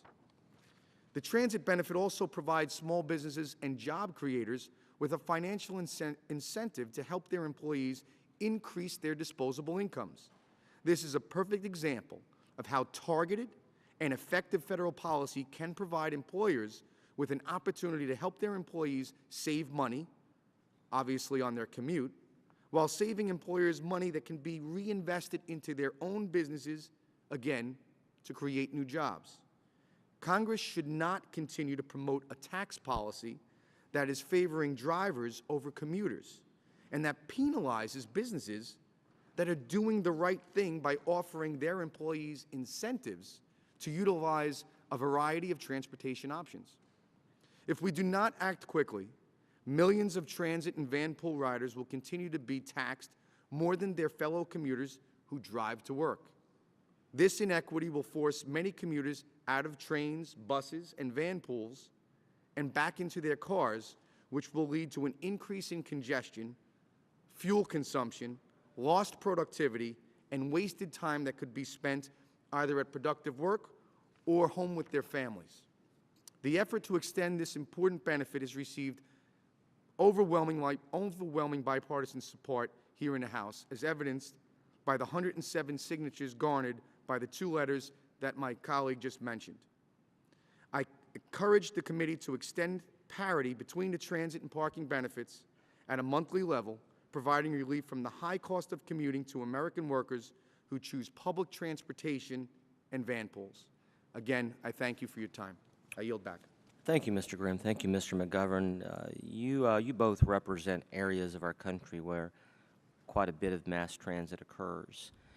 Some of our colleagues are in states where very little mass transit occurs. So if you had to summarize to a colleague on the committee who has very little mass transit, the impact of the Congress not extending this provision, what would you say, first you, Mr. McGovern, what would you say would happen in Massachusetts to both transit riders and employers?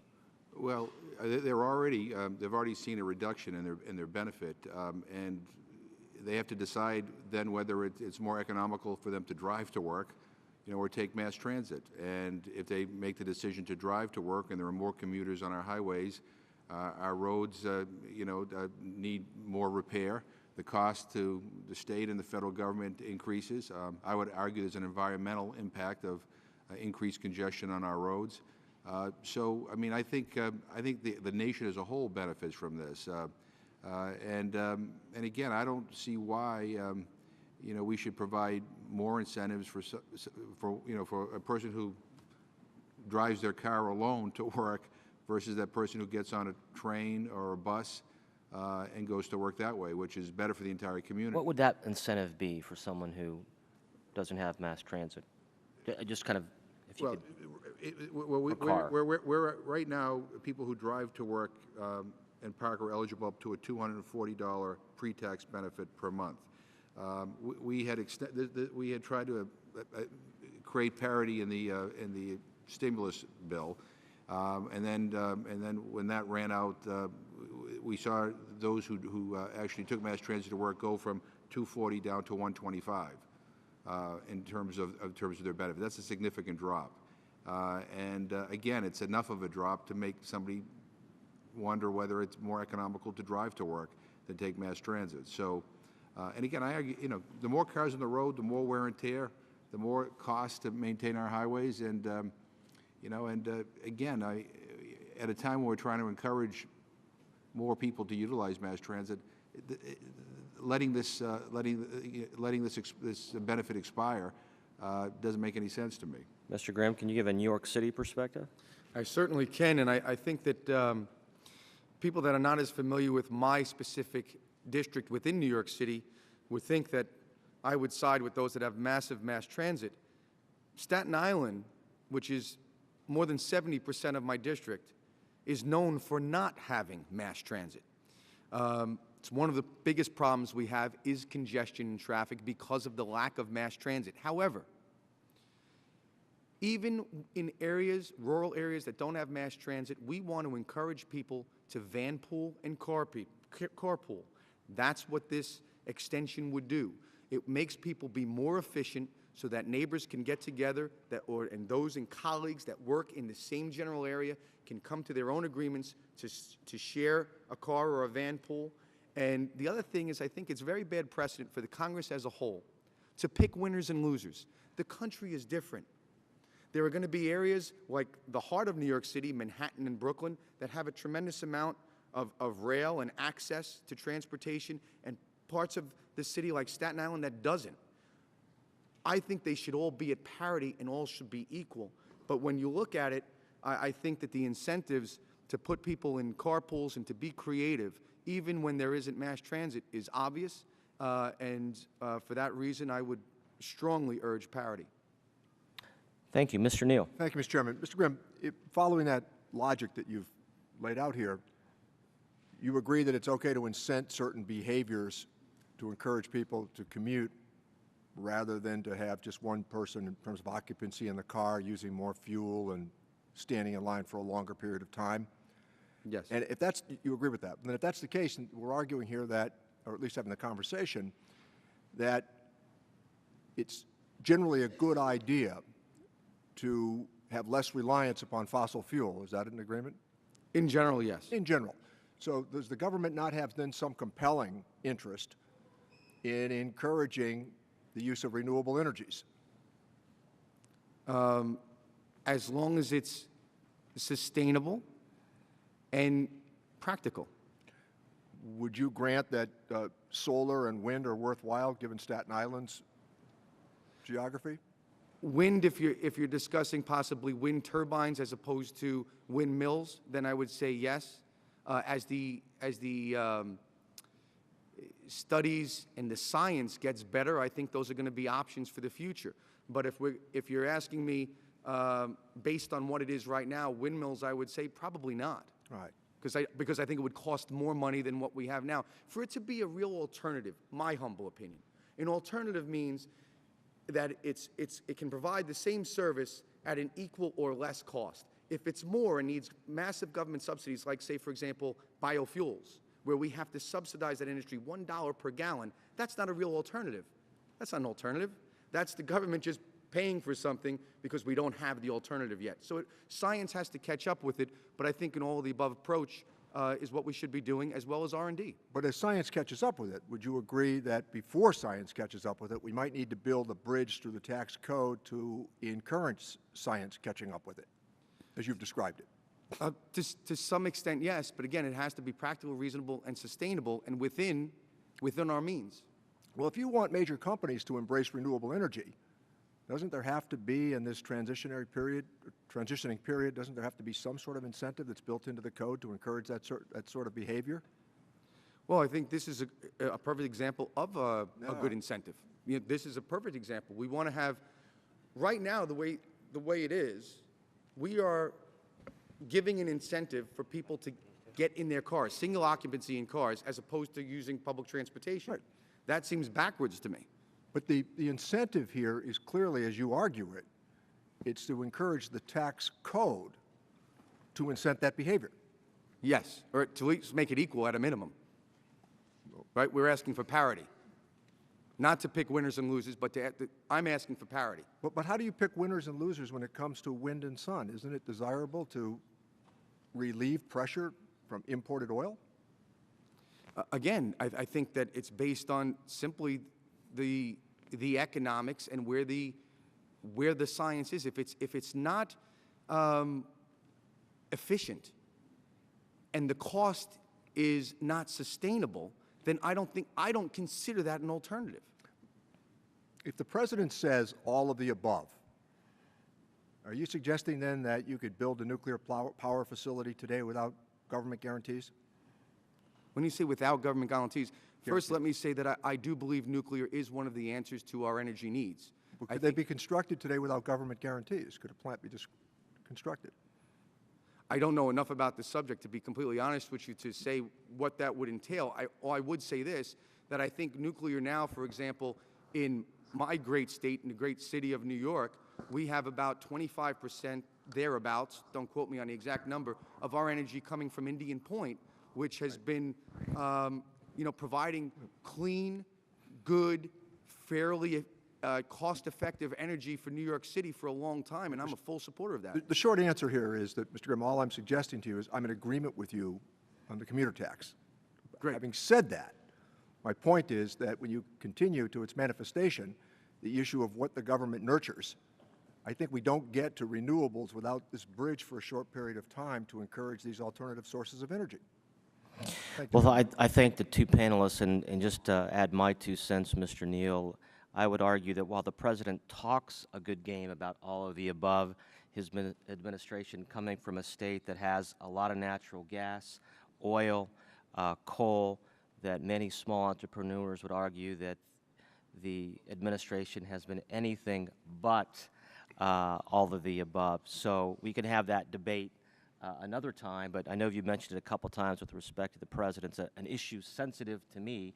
I would argue that we can reduce imported oil and imported fossil fuels by more domestic opportunities in the fossil fuels. I mean, this is a fair discussion, but domestic capacity is up by 20%.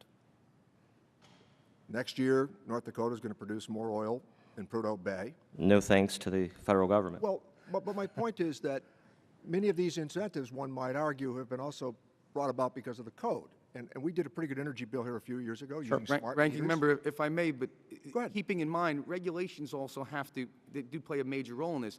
When you look at the amount of coal plants that are closing, refineries that are closing, the fact that our pipelines are antiquated and desperately need to be upgraded, and there's a tremendous pushback through the regulators on those things, it doesn't seem to really be that the administration wants an all-of-the-above approach. I mean, those are just the facts as I've been reading them. And again, I'm not an expert. And we do have our 12 o'clock panelist here. Just to kind of close this, to Mr. Grimm's point, in my state of Ohio, a hot topic right now is the fact that, and this debate occurred during cap and trade. The public utilities are raising rates. At the same time, they're closing coal plants because of the federal government, and the alternative fuels that are taking place, and that's a policy decision, are raising the rates to homeowners as well as businesses, and that's happening right now in our state. and it's a debate that entails the discussion that you two are having. So there's a consequence to the dollars that are paid by at least my constituents in Ohio. At the moment, though, I think it's fair to say as well that we're much less dependent on coal. And part of that reason is because many of our international competitors are more dependent on coal. And it's that export market that's driving part of the decision-making. In part because coal plants in my state are exporting because there's less domestic wanting because of federal regulations. So thank you both. We could have this discussion all day. Like I said earlier, who says the tax code isn't fun in terms of discussion? We're having a great time today. Thank you both for your testimony. Thank you, Ranking Member. I thank Mr. King and Mr. Costa for their patience. They are up next for our 12 o'clock panel. We have two on our 12 o'clock panel. And welcome to both of you. We'll begin with the gentleman from the Hawkeye State. Mr. King is recognized. Thank you, Mr. Chairman, and members of the subcommittee. I appreciate the privilege to testify here today. And I think I'll dispense with my prepared remarks. I know that you study them well, as does the staff, and bring this to just a few points that I think are important that be emphasized. And we know that I'm here to testify in support of the production tax credit for wind generation of electricity. And I would point out that Iowa has the second highest percentage of our electricity generated from wind of the states. South Dakota is ahead of us. Then also we have, though, developed an industry there over the years. And as I was in the state Senate 15 years ago, I sat down and received a briefing on the future of the wind generation of electricity and in Iowa and then across the country. That briefing identified that our costs were at 15 cents per kilowatt hour. And of course that seemed pretty high at the time and illogical, but they said we will get these costs down to 3 cents. We think we can get them to 3 cents. I've been watching it along the way. Those costs have ratcheted down from 15 cents down to the most reliable number I have is 5.2 cents. And they've cut more than half in the last few years the cost of electrical generation by wind. And then the central piece of the point that I'd like to emphasize is that when we come up with new renewable energy or any kind of energy source, you have to find a way to have market access. I was involved in the ethanol industry early, been involved in the biodiesel industry, now the wind industry, and my congressional district produces more renewable energy than any other congressional district out of all 435 in America. And with the new district, the new 4th district, which will be 39 counties across northern Iowa, it will be far and away the largest renewable energy producing district in America. I go back to sometime in the 70s when we first began with these endeavors. One of the challenges, of course, is technology. And a normal wind turbine back in those earlier years would produce about 1/6 of the electricity that a single wind turbine does today, a typical. But it's always been the technology, the engineering is one challenge. The next challenge is market access. Ethanol, for example, you couldn't get that in a gas station. You had to find a way to provide market access. Well, we've gone through this process in each of these renewable energy components and provided a way to kind of crack into the market access, if you will. And now we're on the edge of blenders pumps for ethanol, and they have come to us and said, we'll let go of the blenders credit because we're ready to compete in the industry now. We just need a little more help with market access. Similar thing is taking place with wind, is why I bring up the ethanol in relation to wind. We have a tremendous infrastructure that's been built. That infrastructure has to have a little pay down on the return on investment before it can sustain itself. I watched as 100 bases were put in place before the credit was extended one fall several years ago, and it was about the 4th or 5th of December when the Ways and Means Committee moved the production tax credit for wind.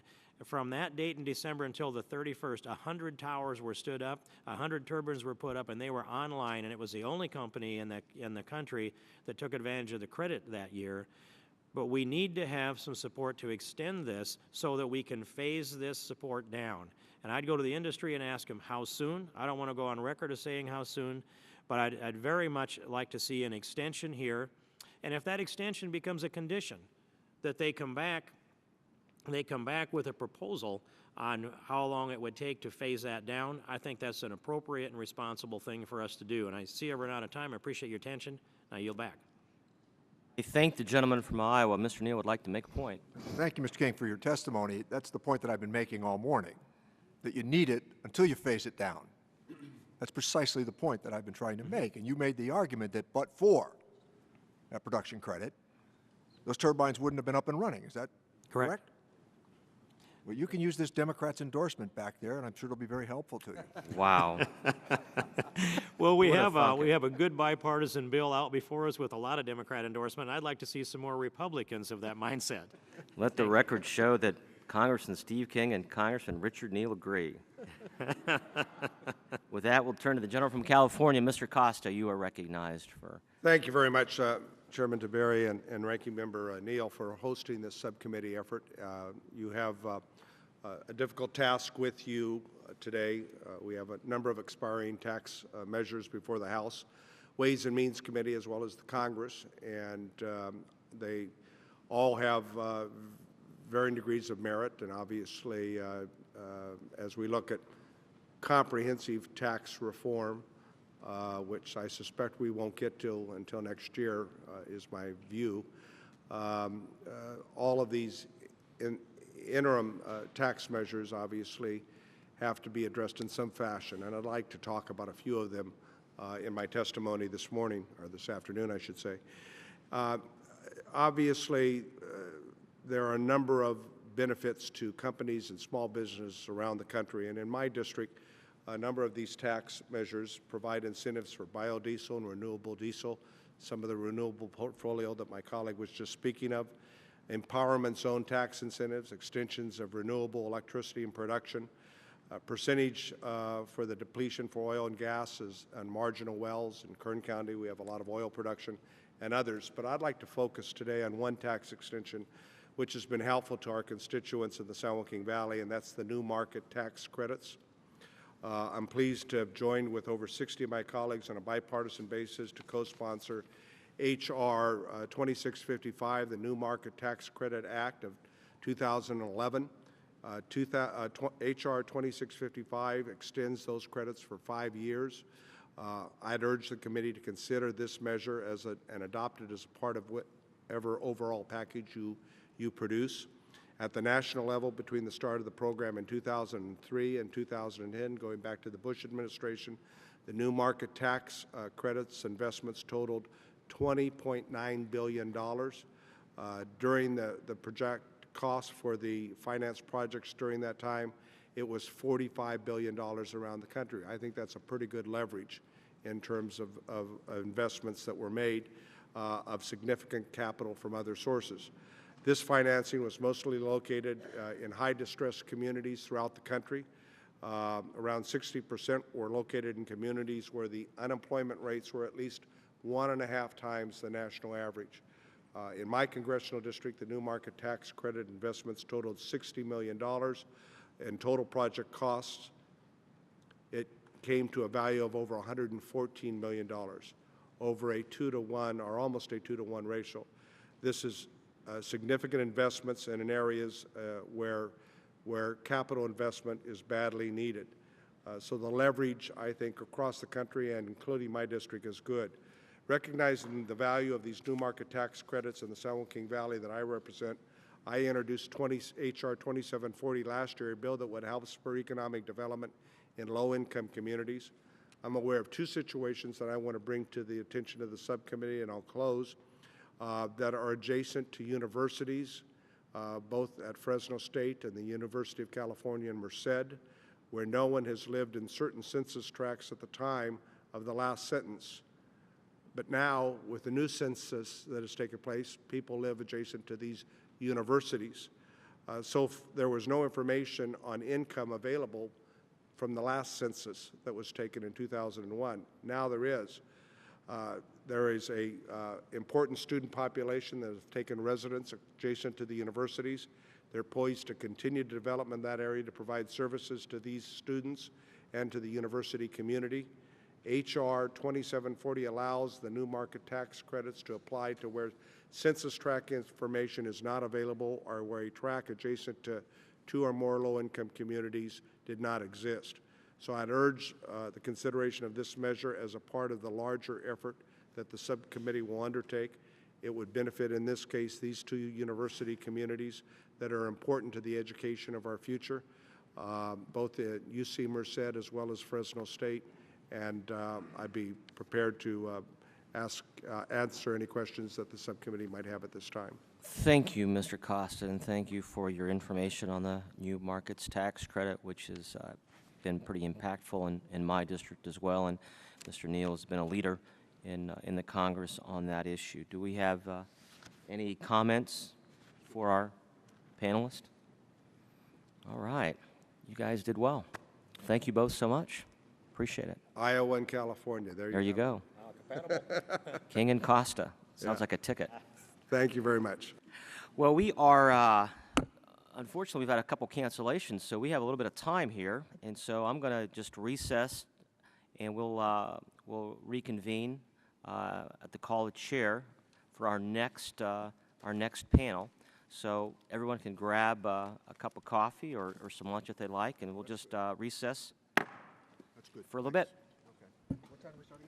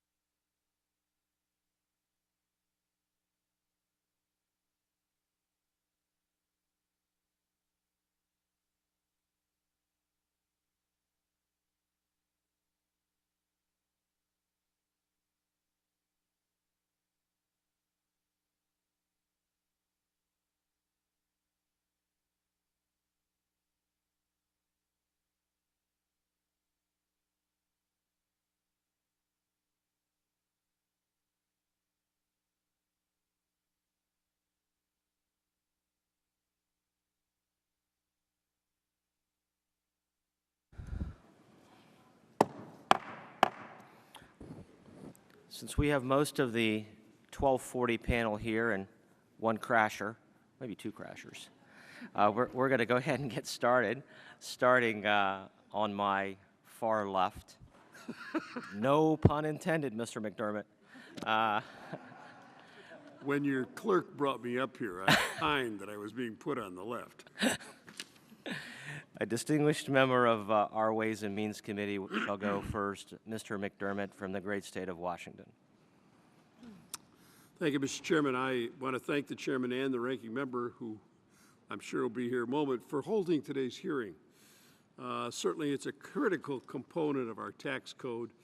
Making this hearing on expiring tax provisions is really, in my view, long overdue, because businesses want to know what's going on, and a lot of people want to know. I come to talk about two specific tax provisions that, if not extended, will significantly impact taxpayers and homeowners. The first is the deduction for state and local sales tax.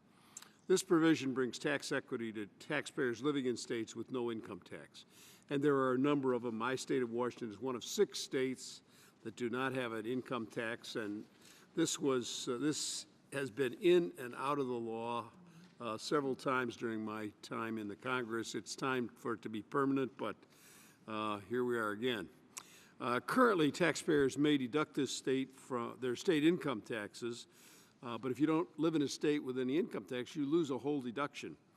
But without a corresponding deduction, the taxpayers living will shoulder most of the federal tax burden themselves. More than 800,000 Washingtonians alone would be subjected to this unequal treatment if this deduction is not extended. And that's true for Texas and a lot of other places, Florida, that don't have income taxes. Last December, my colleague Mr. Brady and I, along with 68 bipartisan members of the House, sent a letter to the committee requesting an extension of this, and I request unanimous consent to enter this letter into the record. Caught you in the middle of a drink, I'm sorry. The second provision is an exclusion from income for mortgage debt discharge. This provision provides critical tax relief to struggling homeowners that are lucky enough to get their lender to agree to principal reduction. In February, 49 state AGs and 5 major banks recently agreed to a $26 billion settlement, a portion of which will go to reducing principal. Hundreds of thousands of homeowners will get this relief, but if this exclusion isn't extended, these homeowners will be hit with a tax bill on money they never received. I introduced the Homeowner Tax Fairness Act along with my Democratic colleagues on the committee that not only extends the exclusion but ensures that every bit of relief for our state attorneys generals has been agreed to goes to the homeowners and the service members that need it most. I'm looking forward to working with my colleagues on the committee to extend these provisions and the other necessary provisions that were made outside the scope of this hearing. I sincerely hope the committee considers every extender, but not just those that were extended in 2010. To pass effective tax law that is the best interest of this country, we ought to go back beyond 2010. I thank the chairman, and I yield back my time. Thank you. I thank you for being here to testify. With that, we will go to our third Hawkeye today from Iowa. I'm more known as the Cyclone, actually, but from the Hawkeyes. From the Hawkeye State, Yes. Mr. Latham is recognized. All right. I wish to really express my appreciation to the esteemed Chairman, Mr. T. Berry, and Mr. Neal, for holding this hearing to discuss the fate of several expiring tax provisions. I've long been a supporter of domestic energy resources as a means to support American jobs, decrease our dependency on foreign oil, and ensure our own energy independence. As you review the tax extenders, I would urge you to consider extending the production tax credit for wind energy. The PTC serves as an important function to help diversify our energy resources. The tax credit, which is based solely on project performance, has been a proven benefit to consumers and the nation. Since 2005, the PTC has been the catalyst for private investment in wind energy, generating over $75 billion of private investment in U.S. wind projects over the last 7 years, and just $13 billion just last year alone. An extension of the PTC will provide much-needed certainty for the wind industry to continue its contribution to increasing our supply of domestic energy. In the past 5 years, domestic manufacturing facilities have flourished, adding nearly 500 manufacturing facilities and providing good-paying manufacturing jobs to 30,000 people. In all, the wind energy supports 75,000 jobs, some 4,000 to 5,000 in my home state of Iowa alone. However, I fear that if the tax credit is allowed to expire, many of these jobs will be put in jeopardy, particularly in the manufacturing sector. Companies in my home district have already indicated they're planning employee layoffs without an extension, and it's predicted that 2,000 to 3,000 Iowa jobs are at risk of being lost immediately without the extension. Investment and jobs aside, the PTC just makes sense to increase our domestic energy supply. Over the span of 5 years, wind energy has provided 35% of all new power generation in the United States and is still growing. Through incentives like the PTC, my home state has become a leader in the wind energy industry and generates 20% of the state's electric needs, powering over 1 million homes. Estimates indicate the U.S. as a whole is capable of growing to Iowa's level of wind power generation by 2030, and at that level, the industry would support 500,000 jobs. If my home state is any indication for the potential for U.S. wind energy, then I know the future for American wind energy is bright. But in order for the industry to grow to its full potential, long-term certainty from Congress is necessary, and the extension of the production tax credit will provide that certainty. It's necessary to continue that investment. Mr. Chairman, I encourage you to consider extending the production tax credit for wind energy, and I appreciate very much the chance to testify here today. Thank you. I thank the gentleman.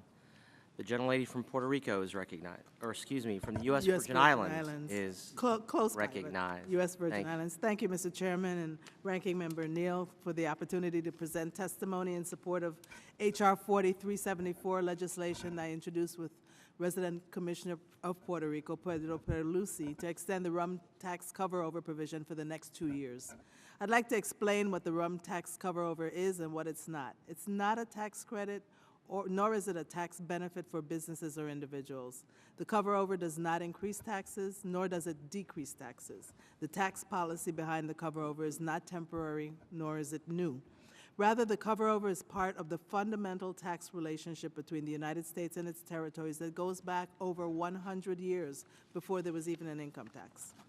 When the United States acquired Puerto Rico and the Virgin Islands at the turn of the last century, Congress generally exempted these new territories from the application of the U.S. Internal Revenue laws, including federal excise taxes on manufactured goods. To protect domestic manufacturers, though, from untaxed territorial manufacturers, Congress from the very beginning imposed on products manufactured in Puerto Rico and the Virgin Islands a tax that's, quote, equal to the internal revenue tax imposed in the United States upon like articles of domestic manufacture, end of quote. Thus, the tax imposed on rum manufactured in the Virgin Islands and Puerto Rico and shipped to the United States is not an ordinary excise tax. It's not intended to raise revenue for the U.S., but rather, as the courts have recognized, it's an equalization tax intended to regulate commerce between the territories and the United States and to preserve a level playing field for the mainland distillers.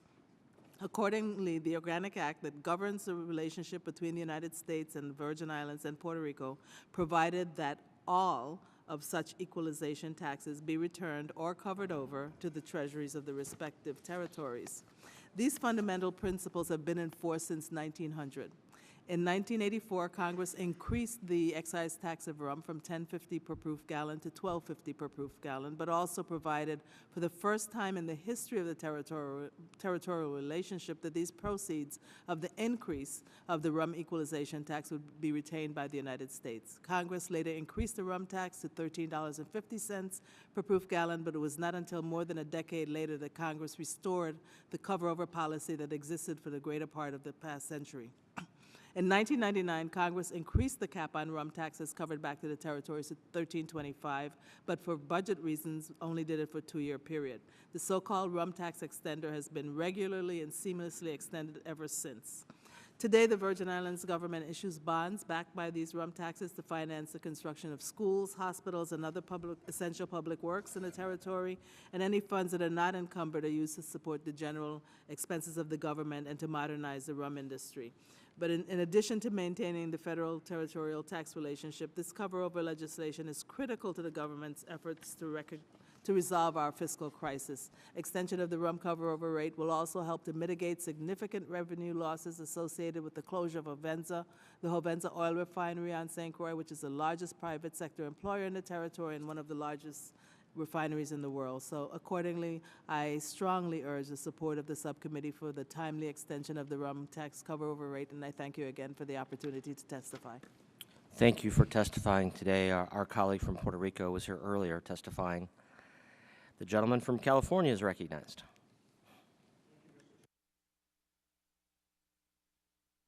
Can you turn on the mic? Good idea. Thank you. Thank you. Mr. Chairman and Ranking Member Neal, I want to address three policies that would create economic opportunity in my district, in California, and across the nation. First, the federal renewable energy production tax credit. Second, extending the conservation easement incentives. And third, extending the 100% bonus depreciation for capital investments that are made in the United States. First, let me take up the renewable energy production tax credit. Since its adoption in 1992, this financial incentive has provided stability in the energy market. Over the past 5 years, the production tax credit has helped the wind energy sector grow at an average of 35% a year. Some 75,000 jobs are supported by this across the nation. In my own district, there are 4,000 to 5,000 jobs, both in my district and in California. There should be added to the production tax credit, should it be extended, a Make It in America provision such as found in H.R. 487, which would require that our tax money be spent on American-made equipment. It seems to me that if we're going to provide a tax credit or a tax subsidy, we ought to provide that subsidy to American-made equipment and American workers, not some foreign import. Secondly, I'd like to voice my full support for the Conservation Easement Incentive Act of 2011. This bill would permanently extend the deductions for landowners who dedicate their land to development protection through conservation easements. I know that members of your committee, Mr. Gerlich and Mr. Thompson, have worked long and hard on this. They're on the right track. This supports farmers and ranchers staying in business and protecting our landscape, a very, very important provision. Third, I want to voice my support for the 100% depreciation for capital investments. That's found in your bill, Mr. Chairman. I applaud you for your wisdom and urge you to carry on and succeed. This bill does create jobs in the United States. Again, I would suggest that you add to it, since we are using our tax money for this particular purpose, or reducing taxes for this purpose, that you build into it a Make It in America provision, so that the provision applies more to those who are actually buying American-made capital equipment, and in any case, only for improvements, capital improvements within the United States. There you have it, the production tax credit, the conservation easements, and the 100% capital write-off. Urge your support of all three of them. Thank you. Thank you for your testimony today. The gentlelady from Washington State. Thank you, Mr. Chairman and Ranking Member. Thank you so much for giving me the opportunity to advocate on behalf of extending the state and local sales tax deduction for the families in Southwest Washington and individuals across our state, as well as all 7 states who do not have an income tax. We all understand that folks in this economy are struggling. We often hear about fairness and about certainty for hardworking taxpayers and for those job-creating businesses. And I stand firmly behind both principles, which is why I've worked diligently to ensure that folks in Southwest Washington can deduct their state and local sales tax from their federal income tax. In fact, I'm joined by colleagues on both sides of the aisle and in both bodies who believe that we should permanently etch this provision into our tax code. Mr. Chairman, we have the opportunity to keep millions of dollars in Washington State's economy at a time when struggling businesses in Longview and in Vancouver and in Olympia and in Chehalis need it most. We have double-digit unemployment now going on 3 years. This deduction allows the average family that I serve to keep $500 a year in money that they've earned. It's their money. That's a lot of groceries and a few tanks of gas.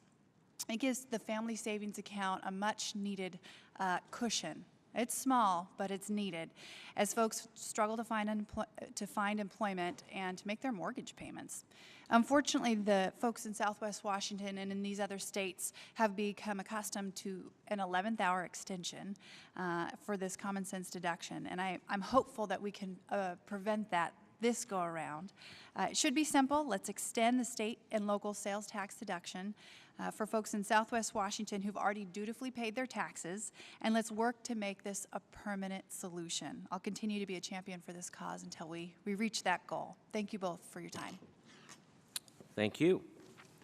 The gentleman from Florida is recognized. Thank you, Mr. Chairman, Mr. Ranking Member, for the opportunity to testify about the production tax credit. You might wonder why a member from the Sunshine State cares about wind. And the truth is the PTC has made it possible for wind energy to be relevant for communities all across the country, like the one I represent in South Florida. The credits made investments in domestic renewable energy production a cost-effective venture.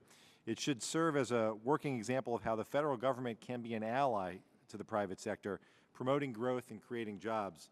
The $3 billion invested through the production tax credit has generated $10 to $20 billion of annual private sector investment.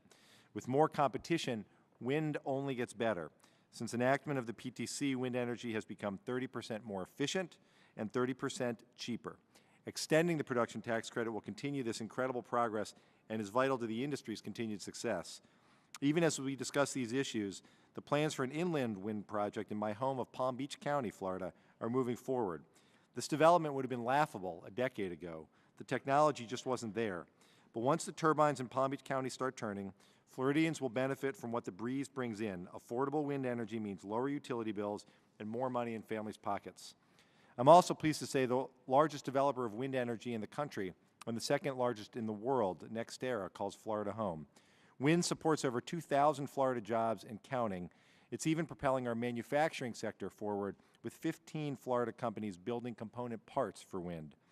Through the PTC, the federal government transformed wind energy from a green dream to a competitive reality. If we were foolish enough to abandon this initiative, the great progress we have made towards a competitive wind market will come undone. Creation of a completely new energy sector is no easy business. Wind production often takes a year and a half to get off the ground. Finding a site, navigating regulations, securing manufacturers, and completing installation, all of this must occur before a company even qualifies for the credit. Just the possibility of the expiration of this incentive is freezing projects and costing jobs. NextEra has not placed a single manufacturing order for 2013 because of the pending expiration. This suspension of growth endangers 37,000 manufacturing jobs throughout America, including North Florida, home to a major turbine manufacturer. Wind means lower costs for consumers, new jobs in every field imaginable, enhanced national security, and a healthier environment. But for the American people to reap these benefits, energy policy must be stable and continuous.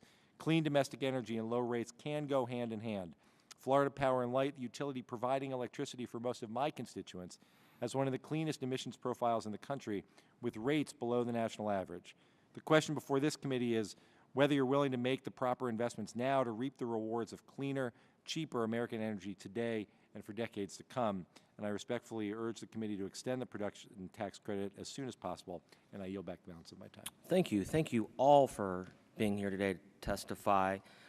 The ranking member and I were just talking about the number of people today at not just this hearing, 3 out of 6, who brought up the production tax credit. Anybody here care to answer this question, whether you testified on it or not? We have some colleagues who believe that the production tax credit picks winners and losers. Any comments of gentleman from California? Actually, it does not.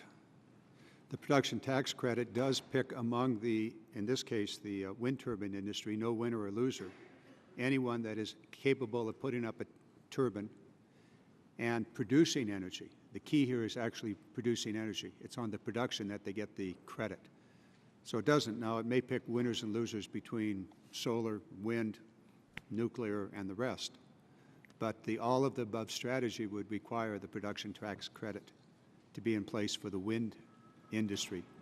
and hopefully a similar one for the solar industry. Gentleman from Florida. I would just add, it has absolutely picked winners. The winners are the American people. Tens of thousands of jobs and $10 to $20 billion of private sector investment. That's a winner for the American people. And the industry, the wind industry, is not asking for the production tax credit to go on indefinitely. But we're at the point where it is now, the industry has been able to move to the point where it has been successful, and with the extension for a limited amount of time, they'll be in a position to ensure that this kind of growth can continue for the future. Mr. Latham. Well, I would just echo what the two colleagues said, that it is about production, and that's what you get the credit on.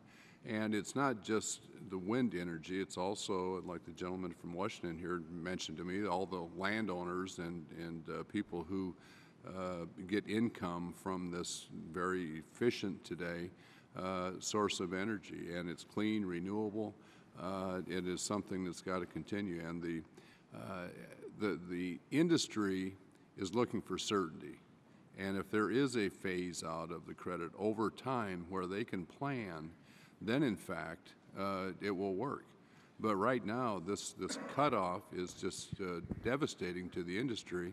And like I mentioned, it's going to cost, in Iowa, already jobs are being terminated because of no purchase orders for next year, for the next calendar year. And it is absolutely critical that we extend this credit. Mr. Neal.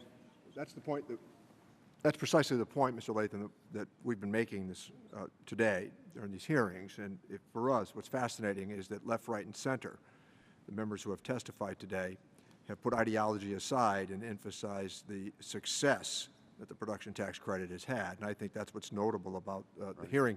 If I might just ask Ms. Butler a question, what we have. The gentlelady testified regularly about the sales tax deduction for Southwest Washington. Might I infer that your entire state? My entire state would benefit, as would the 7 other states that don't have a federal income tax. Yeah, I knew that's what you meant. I just wanted to get that on the Well, I'm really focused on the folks at home. But Mr. Chairman, Ranking Member, could I weigh in on the production tax credit? You may. So, as someone who doesn't necessarily have a dog in this fight, I'm all of the above when it comes to energy. I would ask that this committee consider, and it's going to be a little out of step with everyone sitting here, but so in the Great Northwest, we have a tremendous opportunity with our hydro system. It's a low-cost form of energy that is incredibly efficient and carbonless. It's very renewable.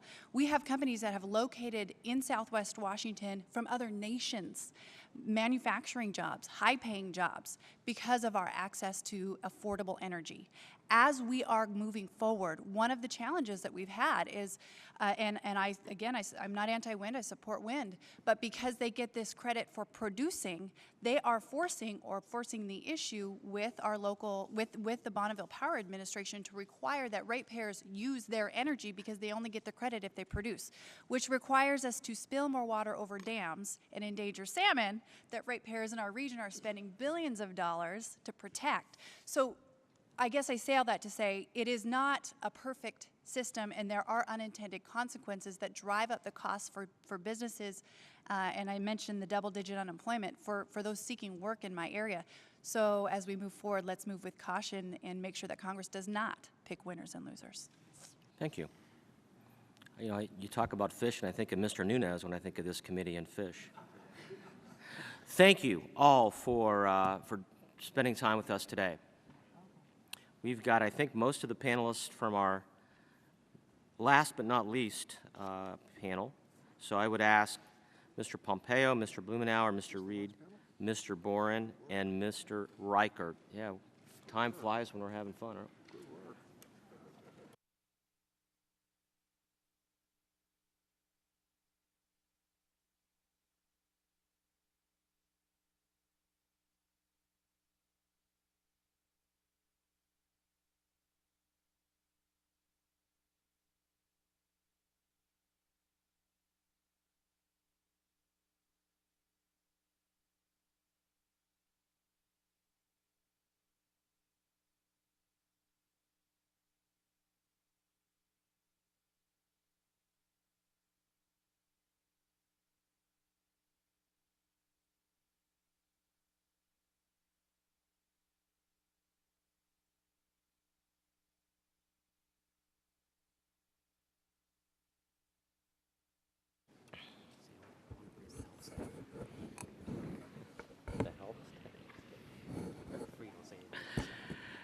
Well, I thank the five of you for being so punctual.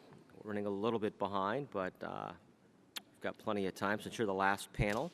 So I will start to my far left. Mr. Reed, the gentleman from New York and a distinguished member of the committee, is recognized to testify. Well, thank you very much, Mr. Chairman and Ranking Member Neal. Thank you for allowing me the opportunity to testify today. I would like to briefly discuss four provisions important to both New York's 29th Congressional District and New York State overall. First is H.R. 4336, a bill I introduced with several other committee members. It is a straight one-year extension of a tax relief provision which ensures that when lenders forgive a portion of a borrower's mortgage obligation, the homeowner is not required to pay tax on the amount of the forgiven debt. If this extension is not enacted, homeowners who are in short sales or foreclosures, and even those who are able to restructure existing loans and keep their homes, will be required to pay income tax on cash which they never actually had. Unfortunately, the housing crisis persists, so this relief, which passed initially on a vote of 386 to 27, is still needed. I would also like to speak in support of H.R. 3087, the Motorsports Fairness and Permanency Act, which makes permanent the classification of motorsports complexes as one single asset. Motorsports tracks, small and large, have used the present system of depreciation for decades. Congress codified the policy that made this classification clear and permanent as part of the American Jobs Creation Act of 2004. The policy was made temporary by the House Senate Conference Committee on that bill, but it was always intended to be permanent. The importance of the annual NASCAR race at Watkins Glen, New York, in my district to my constituents cannot be understated. It is the economic equivalent of the Super Bowl for us. However, this provision has been mischaracterized as a tax break for NASCAR. In fact, NASCAR tracks account for only a small fraction of the motorsports tracks around the country affected by this provision. These tracks exist in every state and most of our districts and conduct motorcycle races, dirt track races, and more. They are mostly in small rural communities and attract fans that support the local economy, sustain local jobs, and fill the diners and hotels throughout the area. Uncertain tax treatment of motorsports facilities threatens jobs. I also wish to comment on the CFC look-through. I am a co-sponsor of H.R. 2735, the bipartisan bill introduced by Mr. Bastani and Mr. Kine to make this provision permanent. Look-through merits conclusion in any extenders package as it helps our economy by leveling the playing field for U.S. companies operating abroad. The final provision I want to speak on is the active financing exception under Subpart F, or the AFE rule. This provision simply extends to financial services companies the same deferral rule that applies to manufacturers with respect to active income earned in foreign markets. Equal treatment for financial services income should be a normative principle we follow on a permanent basis in any tax system, whether it be worldwide or territorial. I'm proud to be a co-sponsor of the legislation introduced by Chairman Teaberry and Ranking Member Neal to make the AFE rule permanent. Again, Mr. Chairman, thank you for the opportunity to testify today, and I look forward to any thoughts or questions you may have. Thank you for your testimony. The gentleman from Kansas is recognized to testify. Thank you, Chairman Teaberry. Thank you, Ranking Member Neal, for giving me this opportunity today. You know, in preparing this testimony, I looked at the list of credits that you had, and the enormous scope and span reminds us all about the importance of tax reform, and I want to applaud you all and Chairman Camp for his efforts to get rid of particular tax credits and deductions and flatten our tax codes. You know, I've echoed this sympathy in a piece of legislation that Chairman Camp is pursuing related to energy tax credits in particular. I think it's consistent with a vision of fair, simpler tax code that aims to stop picking winners and losers in the energy marketplace. I would argue that one of the most, if not the most egregious example of our tax code's failures lies in these energy tax credits. You know, you all have a big challenge. My Energy Freedom and Prosperity Act gets rid of every energy tax credit in the entire federal Internal Revenue Code. It is industry neutral. It impacts natural gas and oil tax credits. It impacts the entire panoply.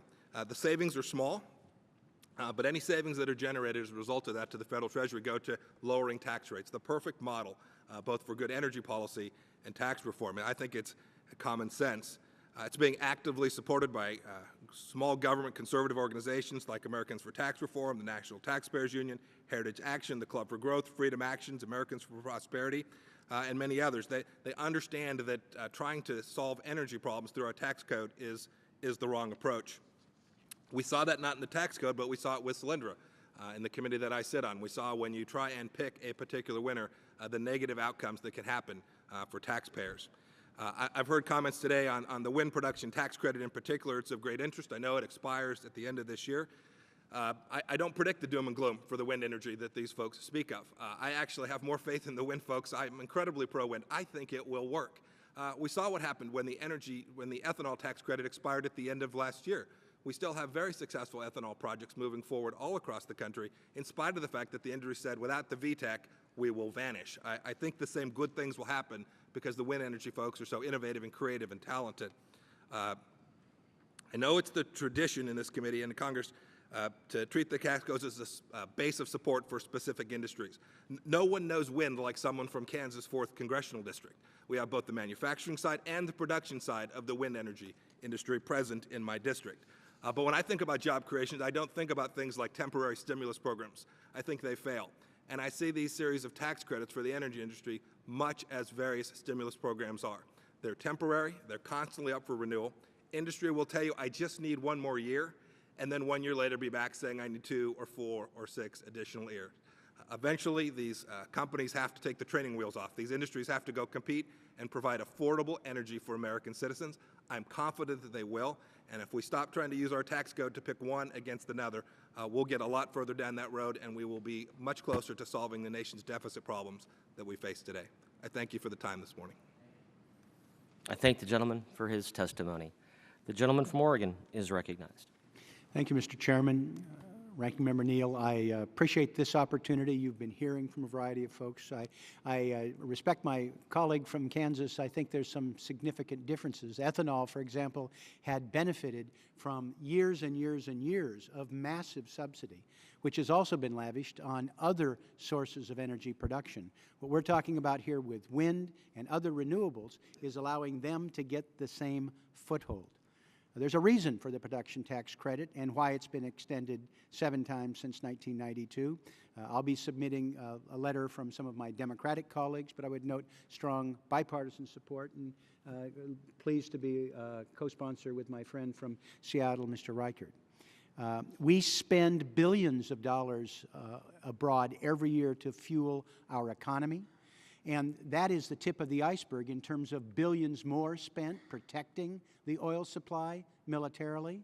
Being able to invest in the PDC is a much better investment to unlock a nearly unlimited source of domestic energy while supporting a market that is projected to grow to more than $2 trillion by 2020.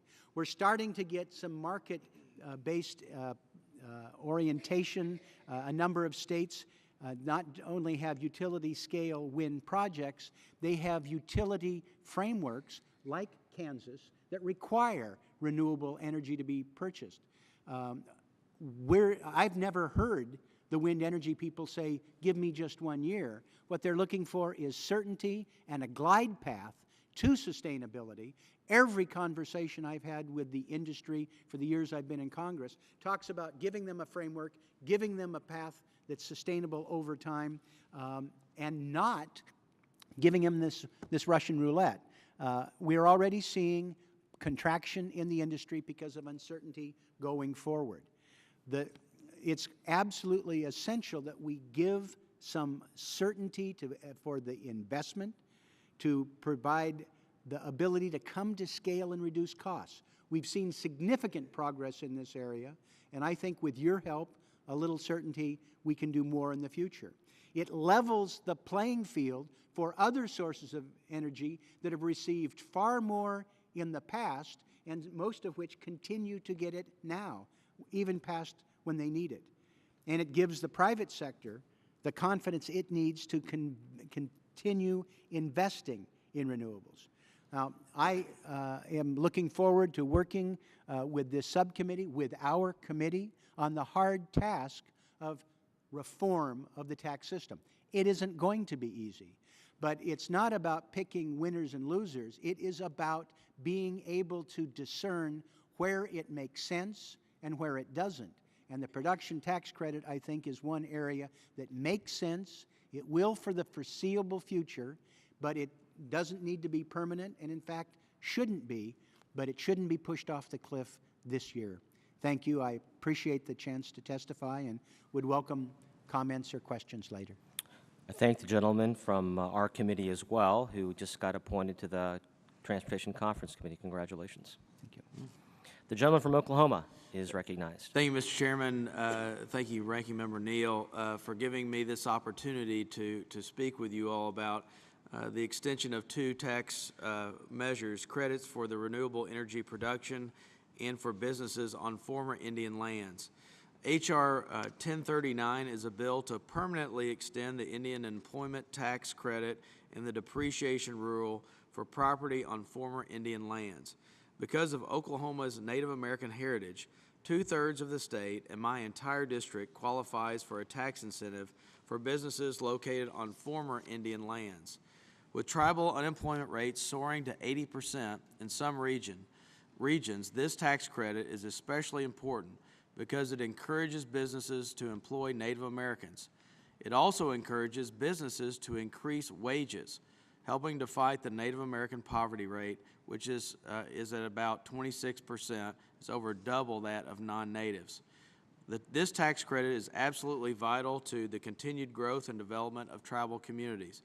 It has the support of the entire Oklahoma delegation, and I wholeheartedly ask for your deepest consideration of its extension. Another very important issue at the top of America's agenda is energy independence.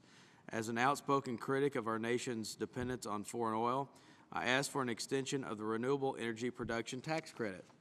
This bill has 93 bipartisan co-sponsors, ranging from Mr. Markey, as the ranking member of the Natural Resources Committee, to a fellow oil and gas supporter like me, Mr. Young.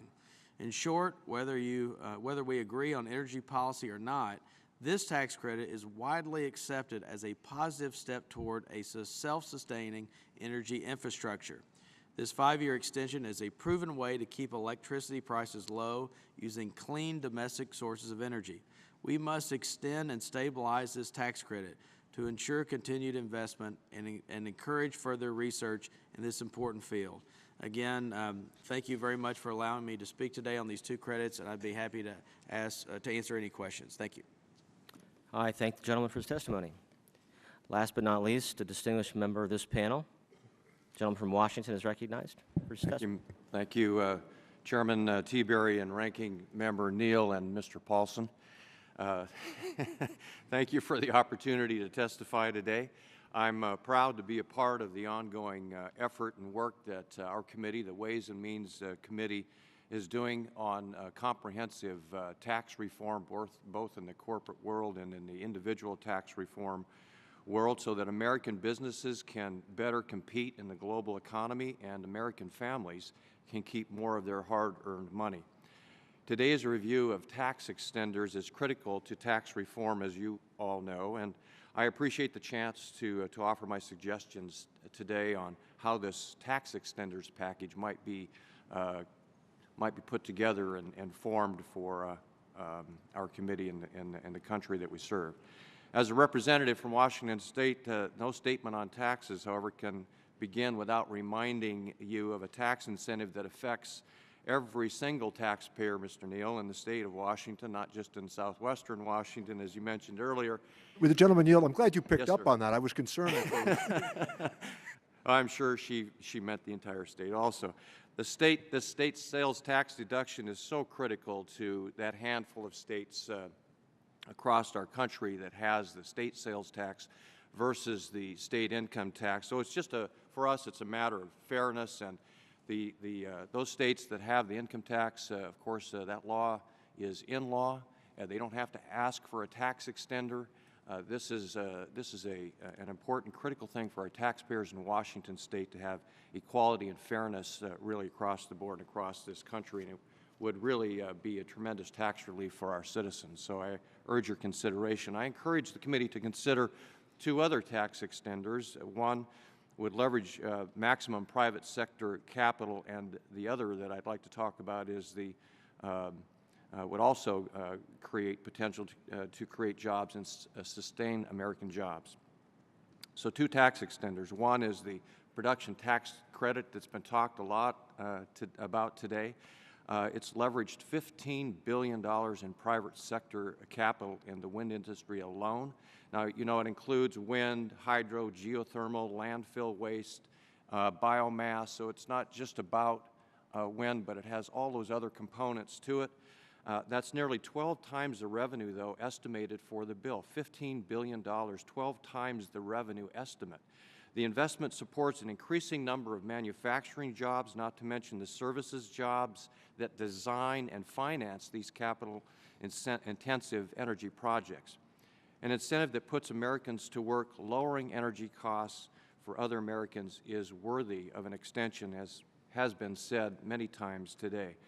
And I'm pleased that there's such strong support in Congress and in the Ways and Means Committee for extending the production tax credit. That includes a majority of the members on this subcommittee, 14 members of the full committee, and 95 members of Congress representing 32 states who have co-sponsored the bill I introduced with Mr. Blumenauer. An estimated 37,000 American jobs are at risk if the PTC is not extended, if Congress is truly committed to pursuing the all-of-the-above energy policy and bringing needed certainty to the economy for job creators. Extending the PTC in the next available tax vehicle can achieve both. I'm pleased to submit a letter from several House Republicans who agree.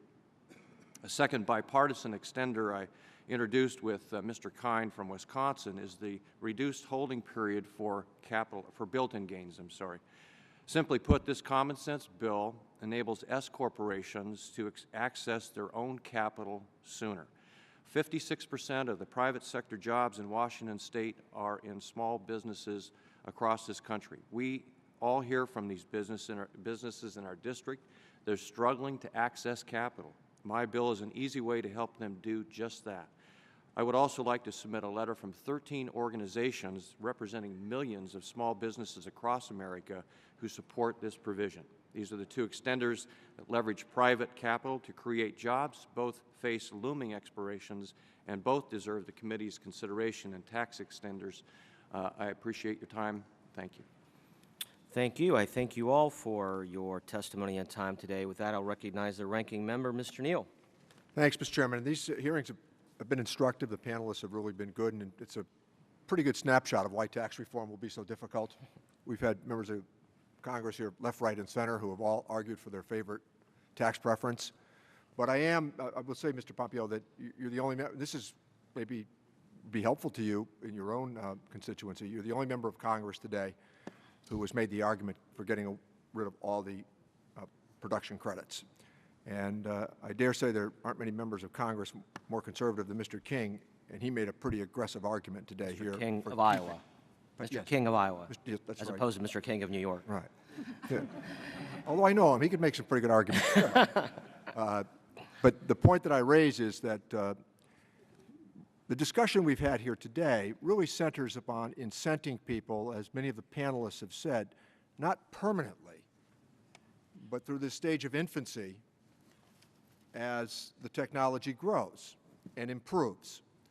And we heard Mr. Latham suggest, for example, that in his constituency, without that production credit, many potential investors, as well as those who hire people, are about to serve notices on them that they're going to be laid off.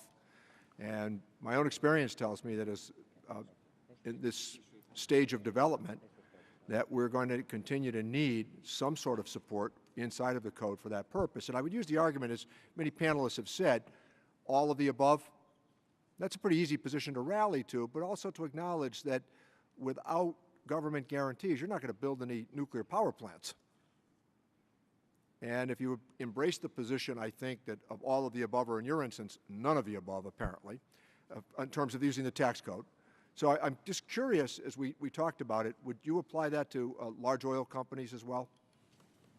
Absolutely. I think as your legislation doesn't. That's it does indeed. It has two tax credits, the marginal oil well tax credit and the enhanced oil recovery tax credit, each of which apply to the petroleum industry, to natural gas and oil folks. This is industry neutral. And I agree with your point. We could absolutely create more wind jobs. We could make the production tax credit 90%. I'm confident that there would be more capital drawn to that. It's probably the case. We could make it 99% or 150% and probably create additional job investment in a particular industry. We could do that for any energy industry. My notion is America's not at a place where we can afford to do that anymore. With Protect the Wind, it's been 20 years. Well, and that's a long time in my books. For the purpose of intramural discussion, why don't I let Mr. Reichart take your argument on? Thank you, Mr. That'd be just great. I appreciate you recognizing me to comment. I do agree with the gentleman that all of the above is really the answer to not only economic security but to national security. And I think that the disagreement, of course, is that we believe that there should be incentive from the government to help on some of these fledgling technologies. And specific to, again, this bill that Mr. Blumenauer and I have authored together includes more than just wind. And the wind energy folks, again, I guess I would agree with the gentleman one more time in that they are very innovative.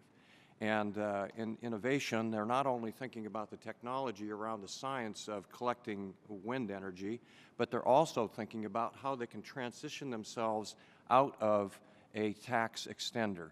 And this is one of the very few groups that we've talked about, I think that you've talked about and heard from today in this committee, that have actually started to process and started to think about a phase out of the tax extender because they have confidence enough in the equipment and the material and the people that work in this industry to begin to have that discussion where others have not.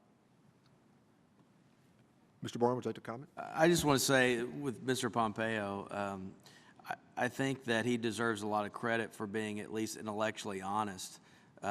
I disagree with his position. That's why I'm here promoting the production tax credit, and I've supported a lot of those oil and gas industry tax credits that he's wanting to get rid of. But so many people come up to these committees and say, well, you know, do this, but don't do this, and at least he's being intellectually honest and saying, you know, I want to get rid of all of it. And as a friend and as somebody, as a colleague, I think he does deserve a lot of credit for having the courage to come up here with a vast majority of the people opposing his viewpoint. So I just want to say that to a friend, and I say I disagree with you, but good job for being here and being intellectually honest. Just a comment to the three of you, if any of you would like to maybe comment on this. Mr. Pompeo has said, and he's not alone in saying this, he may have been alone in saying it today, but he's not alone in saying that if we get rid of all these tax credits on the energy side, and you alluded to it, that there would still be an industry out there, pick the industry. It will still happen in the marketplace. Why is that thought process, if you three would like to comment on that, wrong? Mr. Blumenauer? What is ignored is the sunk costs that we have had in these other sources. I mean, if you look at the extent to which we have subsidized the nuclear industry, I mean, this is hundreds of billions of dollars. We have subsidized the production of oil and gas for over a century. And I'm willing to, I think we've reached the point where much of this is not needed, but it was absolutely necessary when where drilling techniques were very scattered, expensive, and we didn't have a petroleum industry, and we were trying to build it. What's different and in terms of, my word, the production of ethanol, we mandate that it be purchased, for heaven's sakes, and we massively subsidize the production of corn. We've gotten rid of one little, absolutely incontrovertible raise. But if you look at all the other investment to help them come to scale, and then compare it to wind energy, which has been working for approximately 20 years, not uninterrupted, by the way. But look at what's happened to the cost curve. We've had a very significant return on the investment. And what Mr. Reichert mentioned is that they're not asking for, unlike most of the others, permanently being hooked up to the federal treasury, but having it come to scale and have a little bit of the investment that was given to nuclear, to hydro, to oil and gas is not, I think, unrealistic. and I think it's a good investment for these renewables. And it's not, not just wind, it is solar, it's geothermal, and I think there's a strong case to be made to help them get to the takeoff point. Mr. Bourne, I can tell you're itching to maybe defend let somebody. me touch on oil and gas just a little bit, and we're actually in agreement on this wind or the production tax credit, not just wind, but as he mentioned, all the other hydropower and everything else. Going back to oil and gas is a very complex industry. Most people think of oil and gas as just the big 5 oil companies. And you'll remember my former boss, who's a member of this committee, Wes Watkins, would talk about the mom and pop oil and gas producers. Most of the oil and gas production in the United States is by independent small producers. And we haven't always had $100 barrel oil or $125, whatever it is, on the market today. We have a lot of our production is very mature, so we have what's called stripper well production. So you have production where you may have 5, 10 barrels of oil a day coming from a well, not thousands of barrels of oil. And so we give incentives for those small wells so that they stay alive. If they're not alive, you have to plug them. And then that means our domestic production goes down, and people like the Venezuelans and the Saudi Arabia and other countries have a bigger market share. For us to be energy independent, we have to give incentives to our domestic industry, not big companies that are drilling in other parts of the world, but companies that are in the United States. I also believe we have to have an all-above approach. We've got to have wind, we've got to have coal, we've got to have nuclear, we've got to have natural gas, which is clean domestic, and we've got a Nat Gas Act. We've got to do all of that, but it's so complex. Instead of just saying, oh, big oil or big this or big that, it's a much more complex. I think Mr. Neal kind of hit this on the head. You know, you really have to peel back the onion. You have to look at these industries, and it's not as easy as just black and white. There's a lot of gray, and there's a lot of looking at the long term, these investments in wind, making sure that there's a marketplace for this to survive for a long period of time. You can't use wind for baseload generation. You've got to have it there to offset gas and coal and everything else. So thank you. Mr. Reed, you had a comment, I could tell? Yes, thank you very much, Chairman. I would like to throw into this conversation a very important point when it comes to the energy tax policy for our nation. And I think the primary motivating factor for that energy policy, tax policy, should keep in mind my priority in that arena is that it is a national security issue that we are trying to address with an all-of-the-above approach. Not only the environmental benefits, and we can get into that argument, but what we're talking about, and that's why oil and gas has to be part of that conversation, because there's a national security implication on this policy as a result of our dependency issues from foreign sources of energy. So I would encourage the chairman and the ranking member to look at this issue not only from an environmental point of view, but and an economic point of view, which are very good points and issues, but primarily from the perspective of a national security issue when it comes to energy independence, and that can never be lost in this debate. With that, I yield the balance of time. Mr. Reichert? Thank you, Mr. Chairman. So if I can just play off of most of what was said here, and there's a lot of agreement as you've heard. Number one, we all agree we want to be energy independent. Number two, that means getting off Mideastern oil and not being dependent upon that as our source.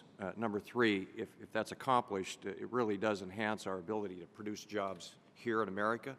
But as Mr. Reed said, it also enhances our ability to make our nation safe and secure. So even before we start to talk about jobs, you've got to talk about the national security. If our nation's not secure and safe, jobs become a topic of non-discussion.